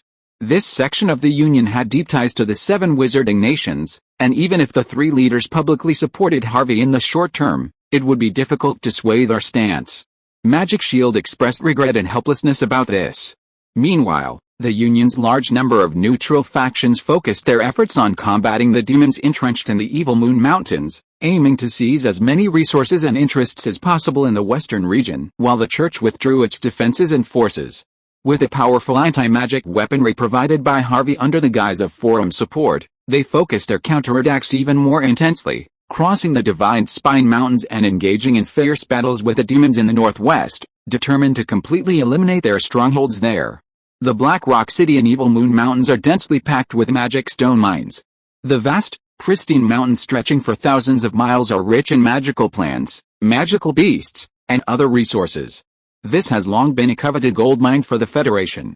To persuade them to abandon these readily available benefits and focus on confronting the unknown, formidable enemy from the north. SHIELD believes it's impossible to do so in the short term. However, the neutral faction commands the largest number of mage chapters, and savvy in the art of political intrigue, SHIELD advises Harvey not to completely abandon this powerful magical ally and to seek a suitable opportunity to win their support. The 3 chiefs, who typically refrain from interfering in the Federation's internal affairs, will also assist him in this matter. A tempting idea and plan suddenly surfaced in Harvey's mind. This plan carries certain risks and the possibility of failure, and seems fraught with difficulty. However, higher risk inevitably carries high reward. If successful, it might not only resolve the Federation's internal attitudes and opinions on this matter, but also gain a certain advantage in future confrontations with powerful enemies.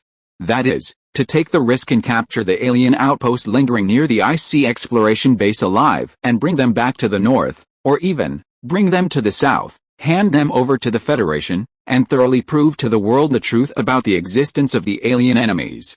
Chapter 470, Disagreement in the Vatican. Milo Mendez disobeyed the Holy City's orders, and, slightly goaded by some of your most radical members, he dared to leave his station on the Isangar border without permission and head for St. Veron to rashly confront the Northern Mage Lord. The crowd in the Hall of Glory erupted in fury, with Cardinal Tassa Ismail practically slamming the table in a furious outburst. The events in St. Veron were a desperate, experimental attempt by some ambitious cardinals, hoping to leverage the nobles to force the Union into a full-blown conflict, thereby catapulting the Holy City's war faction into the de facto dominant position in Goris and wielding greater influence. The Vatican could have simply ignored these occasional local conflicts, maintaining a superficial cooperative relationship with the Union regarding Black Rock City and demonic attacks. However, after the outbreak of the corruption and the expulsion of spellcasters, the already chaotic situation in St. Valen was flaring. The minor skirmishes between the 2 border states escalated into a major war that even summoned the lords and princes. The Union, already suffering a loss, naturally refused to let this go. Even the usually aloof Union chief personally sent a letter to the Pope condemning the situation. The southern border nations, led by Ireland and sympathetic to spellcasters, began gradually closing churches and expelling missionaries and priests. Even the crypt dwarves along the southern coast reported equally grim news. This was undoubtedly self-destructive, shaking the very foundations of the church's faith. Cardinal Bamoa was silent for a moment, but he couldn't help but speak up to excuse some people. Starting with a principality like St. Valen, which has a strong base of believers, and gradually eliminating the entrenched Federation forces, was originally a not-so-bad plan. The Federation already has the upper hand in Blackstone City, so we naturally need to put some pressure on them from other places when necessary. Ismail glanced at Bamoa, knowing that he had probably been too indulgent in a series of events. He suppressed his anger and said, "The result is that all 3,000 elite knights of the Judgment Army of the Spear of Light were buried beneath the walls of the royal capital of Golden Glory City." The gloomy Chief Judge Felipe stepped out from the crowd and bowed. "Your Excellency, if it weren't for the inaccurate intelligence provided by the Federation informant, we would never have misjudged the other side's strength, resulting in the loss of the Knights of the Judgment Army's manpower in a preset trap. With all due respect, that informant is probably a poison that the Federation handed to us." Upon hearing this, the crowd in the hall immediately began to whisper among themselves, gradually sensing something amiss in the complex situation. Felipe gritted his teeth and said, "If he hadn't tipped us off that first Chief Chemo Salas was dying of a relapse of his soul separation syndrome, and that now was a golden opportunity to suppress the Union, why would we have gone to all the trouble of setting up this grand scheme in St. Valen, actively luring the Union into it?" And the result? Not only was the legendary chief unharmed, but the seemingly imminent end of his life was suddenly resolved. The plague spreading across St. Valen was even contained at breakneck speed by the spellcasters. The healing potions they provided to the people were even more effective than the church's own divine potions, effectively slapping the church in the face before the eyes of its millions of believers. Bamoa frowned and said, "And he promised us that he would find a way to control Grand Duke St. Valen for us, and under the guise of secular nobility, he would make the principality completely fall to the church, but he ended up reducing the Grand Duke to a near-death struggle, and in the end, the blame for the murder of the royal family was pinned on us by those spellcasters." At this point, Ismail coughed awkwardly and slowly explained, "This was an unexpected episode. Your Majesty was reluctant to grant him the gift of the rebirth ceremony. I guess he didn't have complete faith in us, and at the same time, he took the risk of using his own bloodline to try forbidden magical experiments." "What? He and Grand Duke St. Valen are close relatives?" Felipe asked in surprise. "Well, besides your Majesty and me, Bishop Bamoa also knows the inside story." Now that the plan had failed, Ismail naturally had no need to hide anything. Bamoa said bitterly, "So we must not agree to hold a ceremony for him. This kind of crazy wizard who betrayed the organization for his own selfish interests and even killed his own bloodline descendants is not worthy of our investment and trust." Several chief judges surrounded Felipe, who was in the lead, and said in unison to the three cardinals, "Your Excellency the Bishop, even if Chief Judge Mendez violated the transfer order and sent troops without authorization, we should not sit idly by and watch the Spear of Light Legion being almost annihilated. We should avenge our Lord's most loyal servant. Yes, revenge. Gather the three major judicial legions of the Holy City and send troops to St. Valen immediately. Tie all those despicable pagans to the stake for final judgment." That's right. While the main battle group of the Federation is deeply trapped in the demon battlefield of the Evil Moon Mountains, even if we don't completely tear up the peace agreement, at least we must destroy the power of the wizard lord they cultivated in the north. We must not sit idly by and watch the Federation stab such a sharp thorn behind us." Bishop Rivera, a man of rarefied origin and a man of few words, raised his hand to silence the crowd's cries. He turned to Ismail, whose expression was complex, and pointed to the sky, then to the non-existent crown above his head. His message was clear: the presiding judge and the bishops were clearly divided, with those who favored war and those who favored peace. Even the three leaders couldn't reach a consensus on this matter. It would be better to proceed to the Divine Grace Cathedral's Privy Council and seek an audience with His Holiness Pope Zai, who had long evaded public view, to receive his teachings and instructions.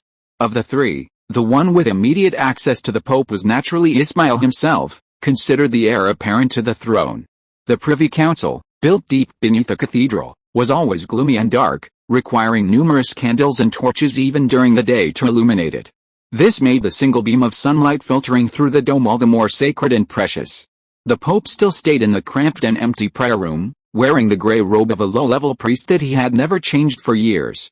Years of indulgence and acquiescence in the divine punishment sect have finally made us taste the unbearable consequences today, The Pope slowly straightened up, his gray eyes looking directly at his future successor. In order to ensure that our faith is not shaken, we have to fall into this endless dispute. Ismail was a little confused, and whispered, "Your Majesty, the bishops and judges are talking about this, and most of them think that they can't let it go. If it can't be properly resolved, I'm afraid the Holy See will be completely split into two opposing factions, but the magic weapons possessed by the Wizard Lord in the north are even more powerful and terrifying than those alchemical weapons of the Federation. We have never completely defeated these spellcasters in the past. Do you think you have a chance of winning now?" Faced with the Pope's gentle questioning, the Cardinal was silent for a moment, still struggling to defend himself. "We have the fearless and absolutely loyal Knights of the Judgment Army, as well as a large number of believers throughout the southern border. I believe, will we fight the Federation as thoroughly as we did more than 100 years ago, and then let the demons seize the opportunity to rush in, wreak havoc on the southern continent, and completely damage the vitality of the human race?" The Pope sighed, slowly walked to the stone platform, looked at the row of swaying lamps and said faintly, "If it is just a dispute involving faith and truth, we and those wizards who are heretics will naturally be enemies to the death, but I have received vague revelations many times in prayer and meditation today. In the near future, our race will face an invasion by a foreign race more powerful than the demons. We or the spellcasters of the Federation will not be able to compete with it alone." The Pope turned his head, looked at Ishmael with an uncertain expression, and slowly said, "The faith of the people is the cornerstone of our survival. If the invasion of foreign races causes a large number of civilian casualties, our divine arts and bloodline power will even gradually weaken due to the fading of the power of faith, until finally, you and I will not even be able to obtain a trace of the gift of our Lord's power through prayer." Chapter 471 Ice Fishing Plan. After quickly returning to Spark City, Harvey wasted no time gathering the entire team that had participated in the ice-field exploration the next morning. Besides Duncan, Eye of Illusion, an astrologer, White, the recovered Black, and Michelle were also present. The weapon used by the skinned monsters is a type of black water of unknown nature. Duncan slowly stood up and spoke first. "This liquid weapon is released from metal canisters on their backs through tubes, then manipulated to transform into various offensive forms." Astrologer added gravely, "The most common form is tiny crystal spikes, silent and swift, with extremely strong penetrating power. The second most common form is the long whip. It's flexible and durable, with a huge attack range. A single enemy could have held both my teacher and I in our transformed state." Eye of Illusion, recalling the perilous situation, frowned and continued. "There's also a spear form with an extremely long attack range, capable of launching from the ground 50 or 60 meters into the air, piercing airship airbags, and a sword form equally well suited for close combat." Harvey silently listened to the team members' detailed descriptions before suddenly asking, "Ms. Astrologer was attacked so suddenly because the enemy's attack contained no magical energy fluctuations at all, making it impossible to detect or sense. Is that correct?" "Yes," the astrologer nodded affirmatively. "Astrological mages may not have a significant advantage in frontal combat, but in terms of magical detection and danger perception, they certainly wouldn't be caught unaware by surprise. This suggests that the weapons and abilities the enemy wields are completely different from magic or divine arts." Harvey even ventured to speculate that their energy source wasn't derived from the magical web of another dimension. He suddenly recalled Duncan's description of the battle, the black crystal spikes that had pierced his body, seemingly alive even after being freed from the enemy's control, constantly burrowing beneath his skin. "This seems to be a biological weapon," Harvey muttered to himself. While waiting for Chris and Egno, who had arrived late, to take over the battle report and read it, Harvey asked Blake, who had been severely injured and nearly killed, "After you had collectively killed the enemy and were attempting to remove their skin mask, you were suddenly struck by a strange red light." Blake gritted his teeth and said, "Yes, their strange skin mask seemed seamless. Aside from the crystal mask embedded in their face, I couldn't think of any way to see their true face, so I took the risk. The seamless skin possessed extremely high magic resistance. The only breakthrough point was the crystal visor on the face. If forcibly removed, it would trigger a defense mechanism." "It sounds like some kind of bioelectric reaction," Harvey couldn't help but mutter to himself, drawing on some of his knowledge of physical chemistry from his past life. He gathered his thoughts, cleared his throat, and said, "But at least we've stumbled upon a crucial weakness. The magic rifle's bullets could penetrate the strange, magic-resistant skin and easily detonate the blackwater canisters they carried on their backs. Their primary weapon was a highly flammable substance similar to dragon flame powder and kerosene. Harvey stood up and excitedly walked to the conference room's blackboard. He scrawled 3 lines with a thick charcoal pencil. It's assumed that these skinned monsters were attracted to the exploration team in the dense wilderness by 3 things they accidentally revealed, and were able to quietly stalk and attack them. The blackboard clearly read, airship, campfire, and magical fluctuations. However, the enemy clearly lacked the ability to pursue at high speed, nor did they possess advanced flight techniques. Therefore, after the airship took off and sped away, they were unable to lock onto their target and continue their pursuit. Furthermore, the location where the exploration team encountered the enemy was so close to the frozen sea, it's hard not to suggest that the enemy might have come from the deep sea beneath the ice, landing in small groups. Duncan suddenly realized, no wonder we couldn't find any trace of their camp, no matter how hard we searched. If they landed quietly at the small vents at the edge of the frozen sea, they'd be quite concealed. Harvey nodded in confirmation and continued, I suspect that strange, full body covering they're wearing is a diving suit to insulate them from the freezing water and the land air. The reason they're completely enclosed is probably because they can't be exposed directly to the surface. The truth behind this won't be revealed until we capture them alive. Chris and Benoit were taking notes quickly, then suddenly interjected, if they regularly return to the sea and don't stay on land for long, how can we capture them? We can't actually dive into the freezing sea, can we? The submarine's development and construction was still in a critical stage, and it couldn't be officially put into operation for the time being. Harvey chuckled and raised his hand to scrawl a crude sketch on the blackboard. You have lived in Spark City for a long time. Have you ever seen the fishing operations of the fisheries department at the dock? The Eye of Illusion was stunned for a moment, and smiled bitterly. Sir, are you talking about using ironclad fishing boats to forcibly break through the ice, and then throwing down bottom trawls to catch glacial salmon? First of all, the ice above the frozen sea is several times thicker than that on the glacial river. Secondly, what we want to catch are alien enemies who look very similar to us, with hands and feet. They are not ordinary sea fish without resistance. Harvey curled his lips and explained helplessly, I'm not talking about industrialized fishing, but the way the people in the territory spontaneously went to the glacier to fish in winter in order to improve their food before ironclad ships became popular. Chris suddenly realized, slapped the table and laughed. I know. It's ice fishing by drilling holes. Having lived in the territory longer than anyone else present, he was well versed in the local residents' lifestyles and, naturally, knew the unique ice fishing method of the wilderness, using a pyramidal spear to carve a bowl-sized hole in the ice, dropping a hook and bait to attract the extremely hungry glacial salmon, and in less than half a day, a rich harvest could be achieved. And using prospecting alchemy beasts to drill through the thick ice and create a large enough artificial sea swell, and setting up bait nearby to lure them up inland. As long as the operation was stealth and the timing was right, there was a high chance of catching these big fish hiding in the sea. Harvey nodded and smiled. Next, we need to discuss how to set up a clever and appropriate bait. Chapter 472, Trapping Drill.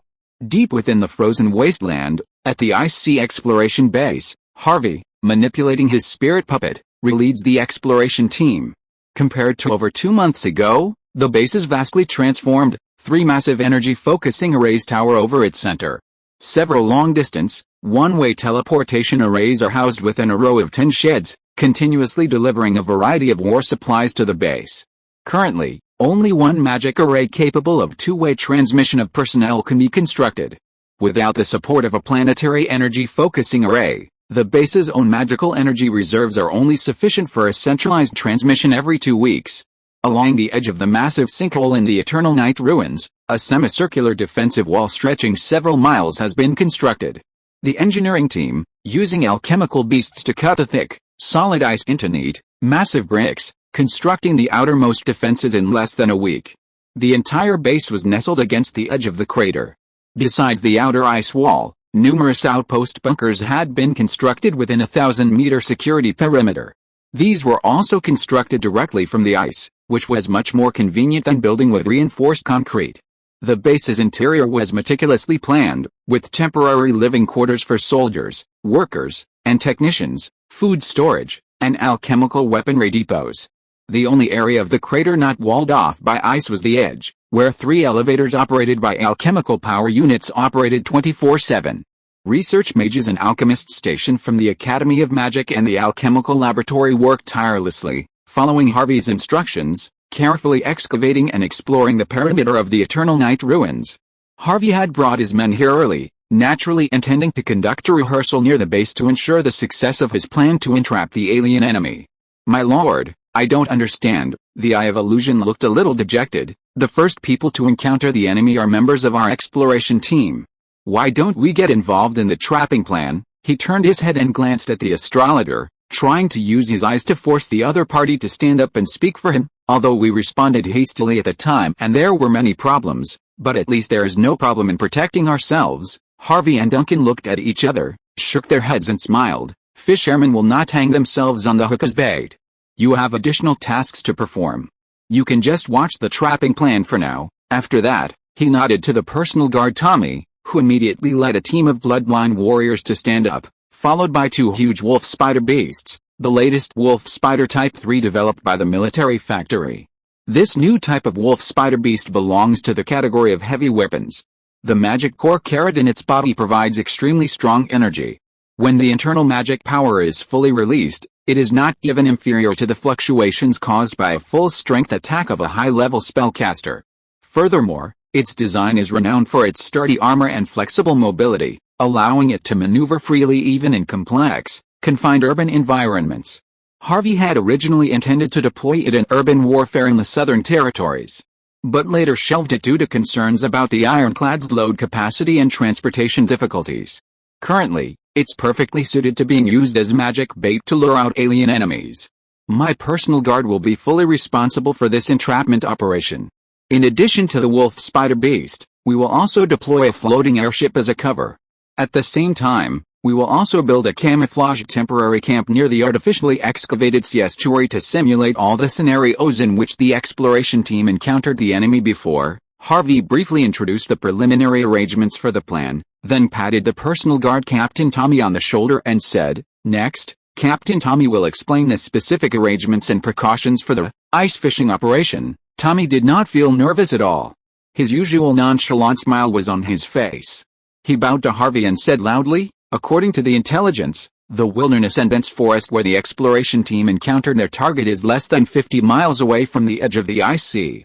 Based on this, we infer, the scope of the other party's landing activities will not stray too far from the ice sea.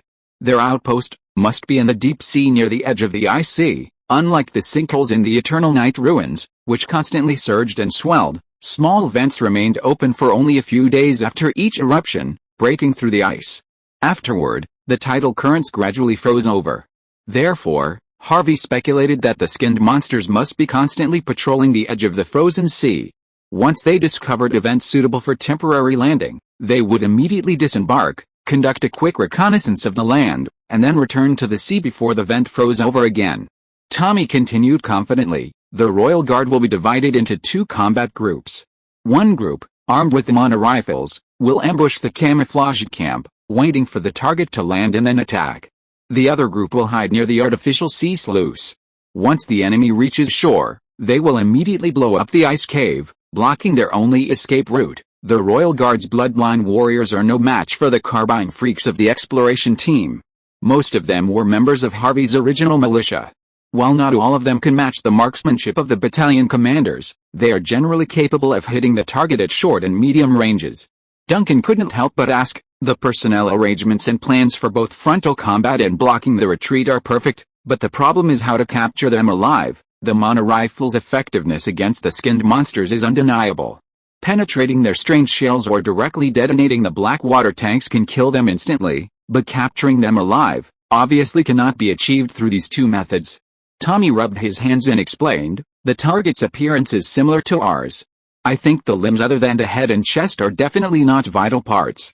We will try our best to break their limbs and make them lose their ability to resist." Harvey interrupted at the right time, considering that breaking the limbs may damage their skin and cause them to release the strange red light, self-destruct program. Like before, it is better to use a specially built trap device to directly trap them and transport them back. The Eye of Illusion asked curiously, "There are special trap devices, of course, with the permission of the city lord?" The military factory rushed to make 3 frozen cages. After that, 6 guards pushed 3 1-meter-high hexagonal barrel columns with pulleys at the bottom. Duncan and the Eye of Illusion hurried forward to check and found that the iron barrel could just hold 1 person, and there were densely packed rune arrays engraved inside. When Mr. Duncan was fighting the enemy head-on, he used the Ice Wolf's extremely cold breath and the illusion spell to freeze an enemy, but in the end he found that the enemy was not killed directly, but only temporarily lost the ability to move. So we use this barrel pillar with a freezing magic trap to imprison a target, which can ensure that they will not die directly due to skin rupture or self-destruction. As for how to make the target fall into the barrel pillar, buried in the ice layer in advance and used as a pit, naturally it depends on the deliberate guidance of those new wolf spider beasts. If you are listening to this novel on a channel other than Fanfic World, it means it was downloaded and re-uploaded without effort. We warmly invite you to visit our channel, Fanfic World. There you will find the original version of this story and many other novels of various genres. We look forward to seeing you dive into a world of incredible novels. Chapter 473. The bigger the storm, the more expensive the fish. 3 days later, preparations for Operation Ice Fishing were complete. Harvey personally oversaw the mission from the Ice Sea Exploration Base, watching as the personal guards and members of the original exploration team, tasked with carrying out the mission, split into 2 groups and departed simultaneously aboard airships. According to the original plan, while Harvey's personal guards were engaged in luring the alien enemies, the exploration team, led by Duncan, would swiftly traverse the wilderness and dense forests, reaching the Snow Mountain refugee settlements and persuading them to come to the exploration base. They would then gradually relocate to Spark City via teleportation arrays. The presence of alien enemies in the frozen sea meant that the already perilous wilderness was even more inhospitable to human survival and reproduction.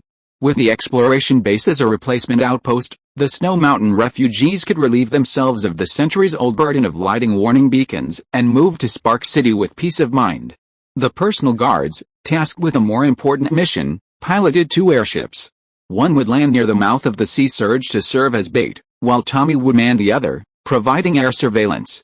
A total of 30 Bloodline warriors participated in this operation. They were all elite veterans who had first joined the Frontier Territory Militia when Harvey established it. Not only were they the first to master the use of the Mana Spear, but they were also among the first to fight against the fell orc tribes and the remnants of the Demon Clan. Harvey personally presided over their Bloodline awakening ceremony, and they were completely loyal and fanatical to him as the Bloodline Lord. Although they had not personally experienced combat against the skinned monsters, they had been repeatedly reminded during pre-battle drills that they were facing alien monsters many times more ferocious than the fell orcs and demons. Even their skilled Mana Spears might not be able to completely suppress and defeat them, and a certain casualty rate would be necessary to ensure the mission's complete success. However, the Royal Guards showed no fear and retreat, instead igniting a fierce competitive spirit among the soldiers. If the situation is unfavorable, don't insist on capturing the target alive. Preserving yourself is the primary priority. Even if all we bring back are dead bodies, it's still a huge gain for us. Harvey patted Tommy's shoulder and solemnly instructed, I don't want to see another soldier with my surname buried in the Martyrs Cemetery in Starfire City. Tommy, with a rare moment of nonchalance, knelt on one knee in salute to Harvey, his eyes slightly red. The Bloodline warriors behind him followed suit, pounding their chests in unison. 2 airships, each carrying 10 Royal Guardsmen, flew towards the edge of the frozen sea. A separate team on the ground, riding magic carts, was tasked with transporting the heavy frozen cages and wolf spider beasts. The airships deliberately slowed down to keep pace with the ground troops. As planned, both airships deliberately maintained a low-altitude flight. Their magic power cores, operating at half speed, emitted a continuous, low hum. Ground troops less than 50 meters away could clearly sense the ripples of magic energy overhead. From the moment the team departed from their base, the bait had already begun to take effect. Of course, it was difficult for the alien enemies beneath the thick ice to quickly locate a moving airship. Ultimately, they had to feign a landing and preemptively establish an artificial landing point to maximize the lure of their target. Boss, tell me, if we successfully complete this mission, won't everyone deserve a silver medal at the year-end commendation ceremony? Spark City's medals of honor, whether honoring the military, government, or civilians, were divided into 3 categories: gold, silver, and iron. From the military perspective, Only the highly accomplished Northern Army had ever received several silver medals. The Defense Army and the Royal Guard, with their limited combat missions and limited opportunities to demonstrate merit, had always coveted these annual awards. Tommy carefully placed the half-smoked cigarette, extinguished by the cold wind, back into his jacket pocket and glanced at his deputy. The operation hasn't even begun yet, and you're already dreaming of rewards? You've forgotten all the instructions from the master before we set off, haven't you? Focus. Be cautious. Don't nag me about anything besides the mission. Several soldiers, eagerly awaiting his response, quickly hunched their heads and returned to their respective posts on the airship, concentrating on guarding the ground troops. Then, a deep green hue slowly appeared in their view, and the distinct demarcation between the icy sea and the dense forests of the wasteland gradually became clear. Tommy took over the communicator and calmly informed the ground troops they had reached their destination. The airship gained a slight altitude, using its superior visibility to quickly locate a suitable ambush site. It must be clear of any natural estuaries and preferably well away from the wasteland and dense forests to prevent the target enemy from escaping into the forest in the event of a surprise attack, making the search more difficult.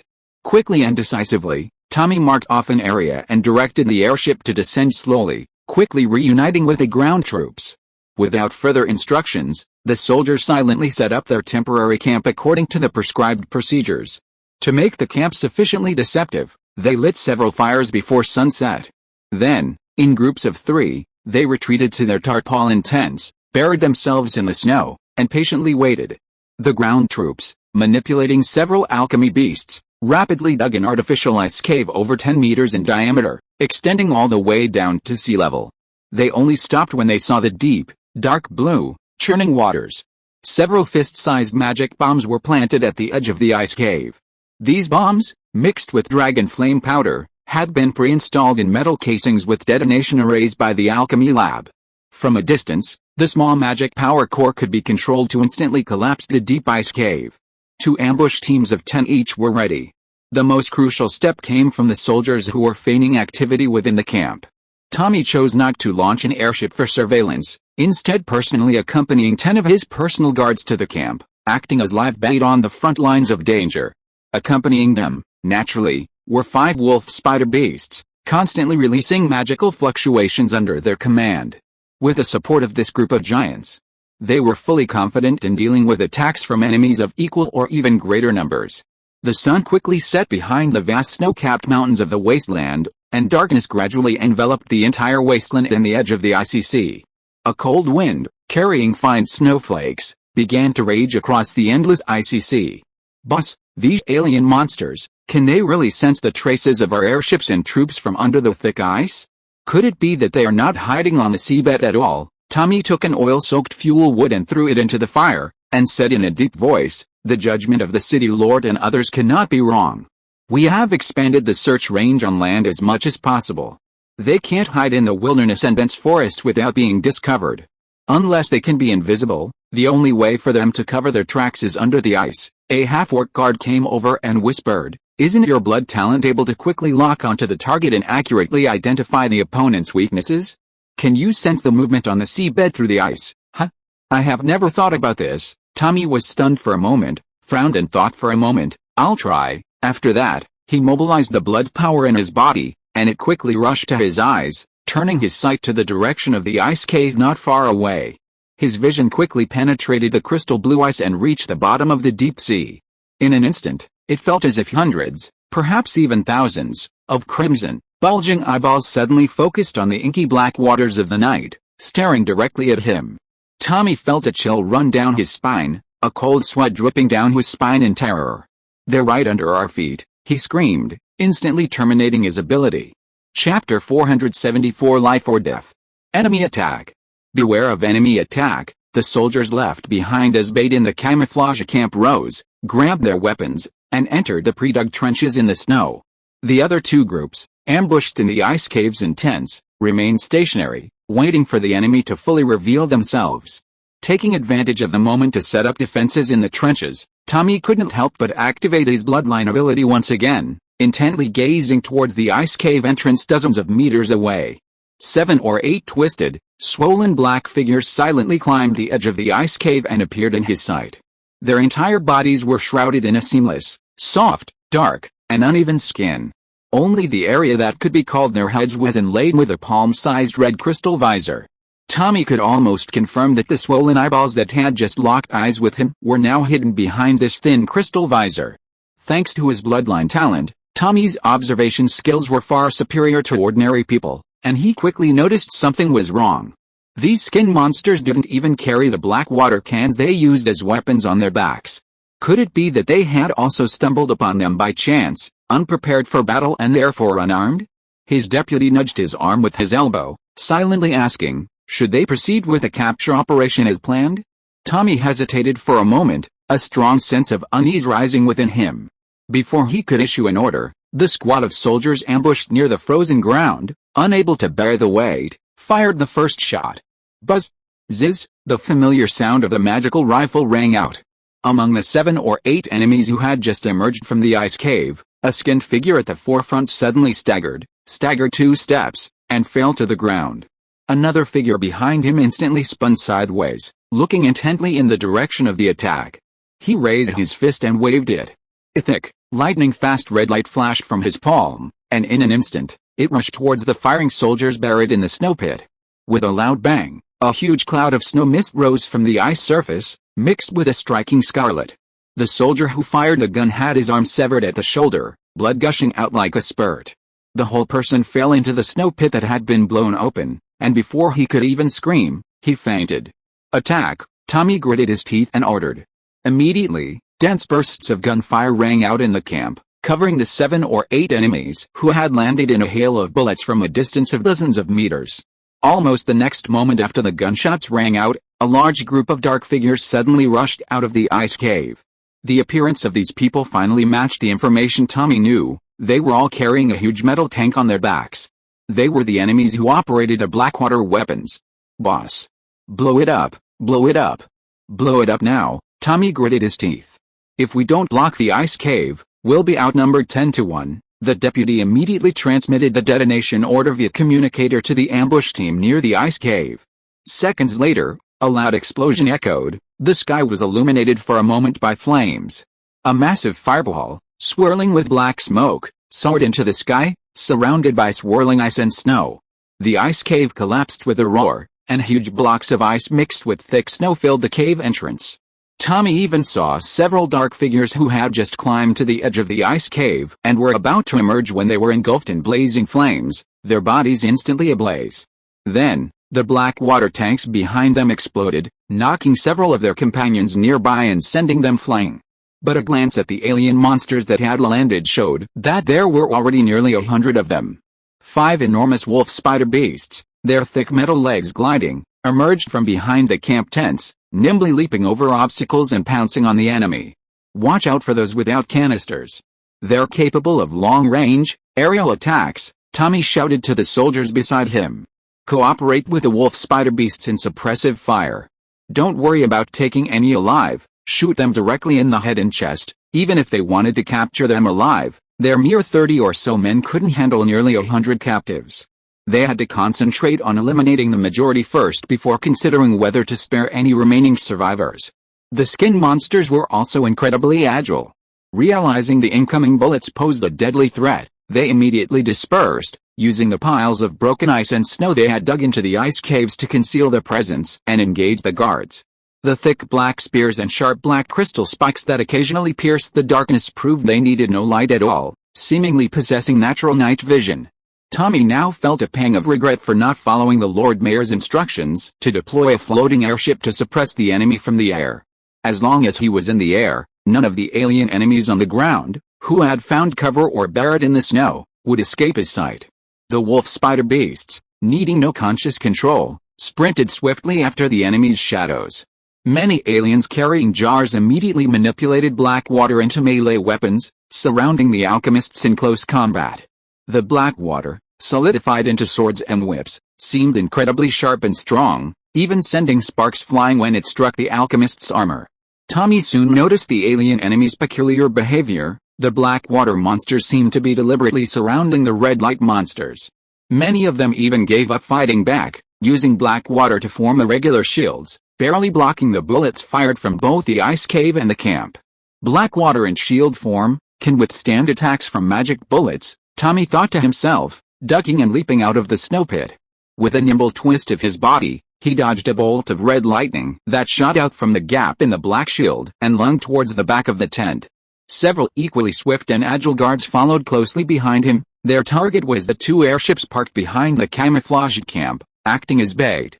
At least one of them had to be airborne to ensure the ground soldiers had precise fire suppression from above. The gathered alien enemies seemed to have noticed their actions. After a slight commotion in the shield formation, a small group of more than 10 people separated directly. The Blackwater enemies were still holding shields, and the red light enemies were hiding within them. They also crossed the tent and attacked Tommy and his companions. Tommy, who had deliberately lagged behind the others, instantly turned around, his bloodline power rapidly gathering in his eyes. Half kneeling in the snow, gun in hand, he locked onto his target amidst the rapidly moving crowd. Without hesitation, he pulled the trigger. A bullet pierced the tiny gap between two black shields and accurately struck the visor of the encircled red enemy. The bullet shattered the visor and lodged directly into his skull. The red enemy's head suddenly swelled and exploded, the upper half of its skull shattering into pieces. A stream of sticky black water mixed with scarlet meat paste splattered out. It turned out that the flesh beneath the skin of these alien monsters was also red. Chapter 475 Encirclement and Suppression. With Captain Tommy personally covering the rear and delaying the attack, the guards in charge of the airship quickly arrived at the designated location, entered the airship's pod, and activated the magic power core. The Blackwater men, holding their shields, seemed unfazed by the death of their comrades. Having lost their target, they immediately changed their tactics, transforming their condensed shields into black crystal weapons and silently attacking Tommy, who stood in their way. "Captain, be careful." Tommy flung his spear behind him, quickly drew his alchemical sword from his waist, and raised his hand to meet the black crystal sword.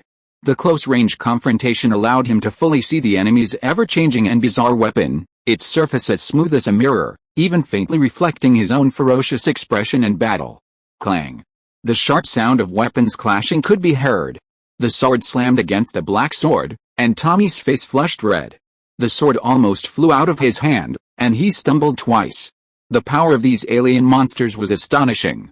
Without further hesitation, he immediately reversed his long sword, turned around, and sprinted towards the slowly ascending airship. The Blackwater monster naturally followed closely behind. Fortunately, the soldiers in the airship opened fire in time, quickly killing several of the leading enemies and successfully reaching the captain, who had climbed the rope ladder and entered the gondola. The airship had now risen to a height of nearly 7 or 8 meters, and the enemy could no longer reach the men in the gondola. They could only gather their black spears in a futile attempt to pierce the airship's airbags, but their accuracy and attack frequency were clearly far inferior to the soldiers in the gondola. Each bullet from their precise bursts from above could kill a monster. Tommy finally breathed heavily, then felt a sharp, burning pain on his back. He wiped his hand back. A thick, black liquid, tinged with crimson, stained his palm. It must have been the black crystal spikes the enemy had released during his retreat. Now, with the operator dead, the tiny spikes had instantly reverted to their original form, transforming into liquid again. "Boss, are you alright?" Tommy shook his head, removed a glass tube from the pouch on his tactical belt, crushed the seal, and tilted his head back to pour the liquid into his mouth. He wasn't sure if the black water was poisonous, but taking the antidote from the medical center would be a good idea. "Give me the large caliber sniper rifle in the pod." The airship ascended into the air. Now it was his turn to strike and give the enemies on the ground a good beating. The alien enemies emerging from the ice cave gradually gathered. Their solid black shields, shattered under the soldiers' concentrated firepower, shattered one after another. More than half of the nearly 100 men were dead or wounded. Splashes of black water and crimson blood could be seen everywhere across the snowy landscape. With their large ammunition capacity and rapid-fire 3-star magic rifles, the Royal Guards, with just over 30 men, were able to pin down these terrifying enemies that had risen from the seabed. Only the red light monsters, huddled within the shield wall, could occasionally fire a flash of red lightning, randomly striking the soldiers' snow pits and trenches. But the men had already learned the enemy's attack frequency and were able to dodge them most of the time, with only a few unlucky souls caught in the crossfire. From the airship, Tommy fired at the targets while observing intently. They seemed to be retreating to the vicinity of the collapsed ice cave. Could they have a way to instantly break through the sealed ice cave and escape back to the sea? They must not be allowed to escape. He currently had no idea how many enemies were hiding on the seabed. If a few escaped and returned to the sea, alerting the enemy's main force, and then returned to the ice sea base with the bodies of fallen aliens or captives, they would likely be tracked down and lured to the vicinity of the Eternal Night ruins. The few wolf spider beasts, originally highly anticipated, failed to act as a lure. Their violent magical fluctuations did attract the enemy's attention, but their superior numbers, coupled with their ever-changing weaponry, offered both offensive and defensive capabilities in close combat. Against this multitudinous attack, the wolf spider beasts held no advantage. Furthermore, while the alchemical beings still possessed some of their pre-transformation biological characteristics and instincts, they were completely unable to understand and execute complex commands. They didn't understand how to disable their enemies while keeping them alive, and instead concentrated their energy on using their 8 sturdy metal legs and razor-sharp mouth parts to kill their targets. A bullet blasted into the face of a red glowing monster hiding in the crowd, barely half a meter from its swollen, broad feet. The monster, seemingly irritated, retreated, dragging the surrounding blackwater monsters with it. After less than a quarter of an hour of fierce fighting, they had clearly grasped the destructive power of these telekinetic weapons. 2 more bullets pierced the enemy, and now they finally realized the source of the attack. Just a few dozen meters overhead, several long spears mounted from airships opened fire indiscriminately from above, over the shield wall. The unavoidable alien enemies were forced to disperse once more. Several blackwater monsters, guarding a red glowing monster, stumbled through the sporadic gunfire to the edge of the camp, hiding near a pile of metal supply boxes next to a tent. The soldiers ambushed within the camp immediately halted their attack and quickly circled around the ice cave, following the snow trenches dug around the perimeter. The two groups successfully reunited and, from opposite directions, began firing at the enemy, forcing them back towards the camp. The tide of battle had now completely turned in favor of the human soldiers. Aloft, Tommy calmly controlled his sniper rifle, repeatedly picking off targets surrounding the red light monster, gradually forcing him towards the trap. Finally, after the last black-shielded guard beside him was shot and fell, one of the red light monsters panicked and unleashed 2 bolts of red lightning. He turned and stumbled, attempting to flee for shelter in a tent. Just as he reached the tent entrance, his feet suddenly gave way. The soft snow gave way, enveloping him and throwing him into a dark pit. The pit wasn't deep, but the moment the target landed, the freezing array within the metal barrel activated. A thick, impenetrable icy mist immediately spread, freezing the struggling figure in place. Finally, we caught one. Tommy cheered with a fist pump, then turned to his soldiers and said, "Tell the soldiers on the ground to keep pushing them towards the camp. There are 2 more traps." "Let's try not to waste the opportunity," the deputy quickly asked. "Boss, are we only going to catch those monsters that release red magic?" "The guys carrying black water jars, there aren't many left alive." Tommy curled his lips and chuckled. "The guys who release red light seem to be of higher status than those who control black water. Catching them is a sure win. As for those black water monsters, try to keep the jars they carry on their backs intact. The liquid weapons inside are what we need to study and crack." End of this chapter. Thank you so much for reading until the end. Don't forget to give it a like. Looking for more exclusive content and immediate access? Subscribe to our Patreon. Remember, every like, subscription or donation encourages us to continue. Thank you all. See you in the next video.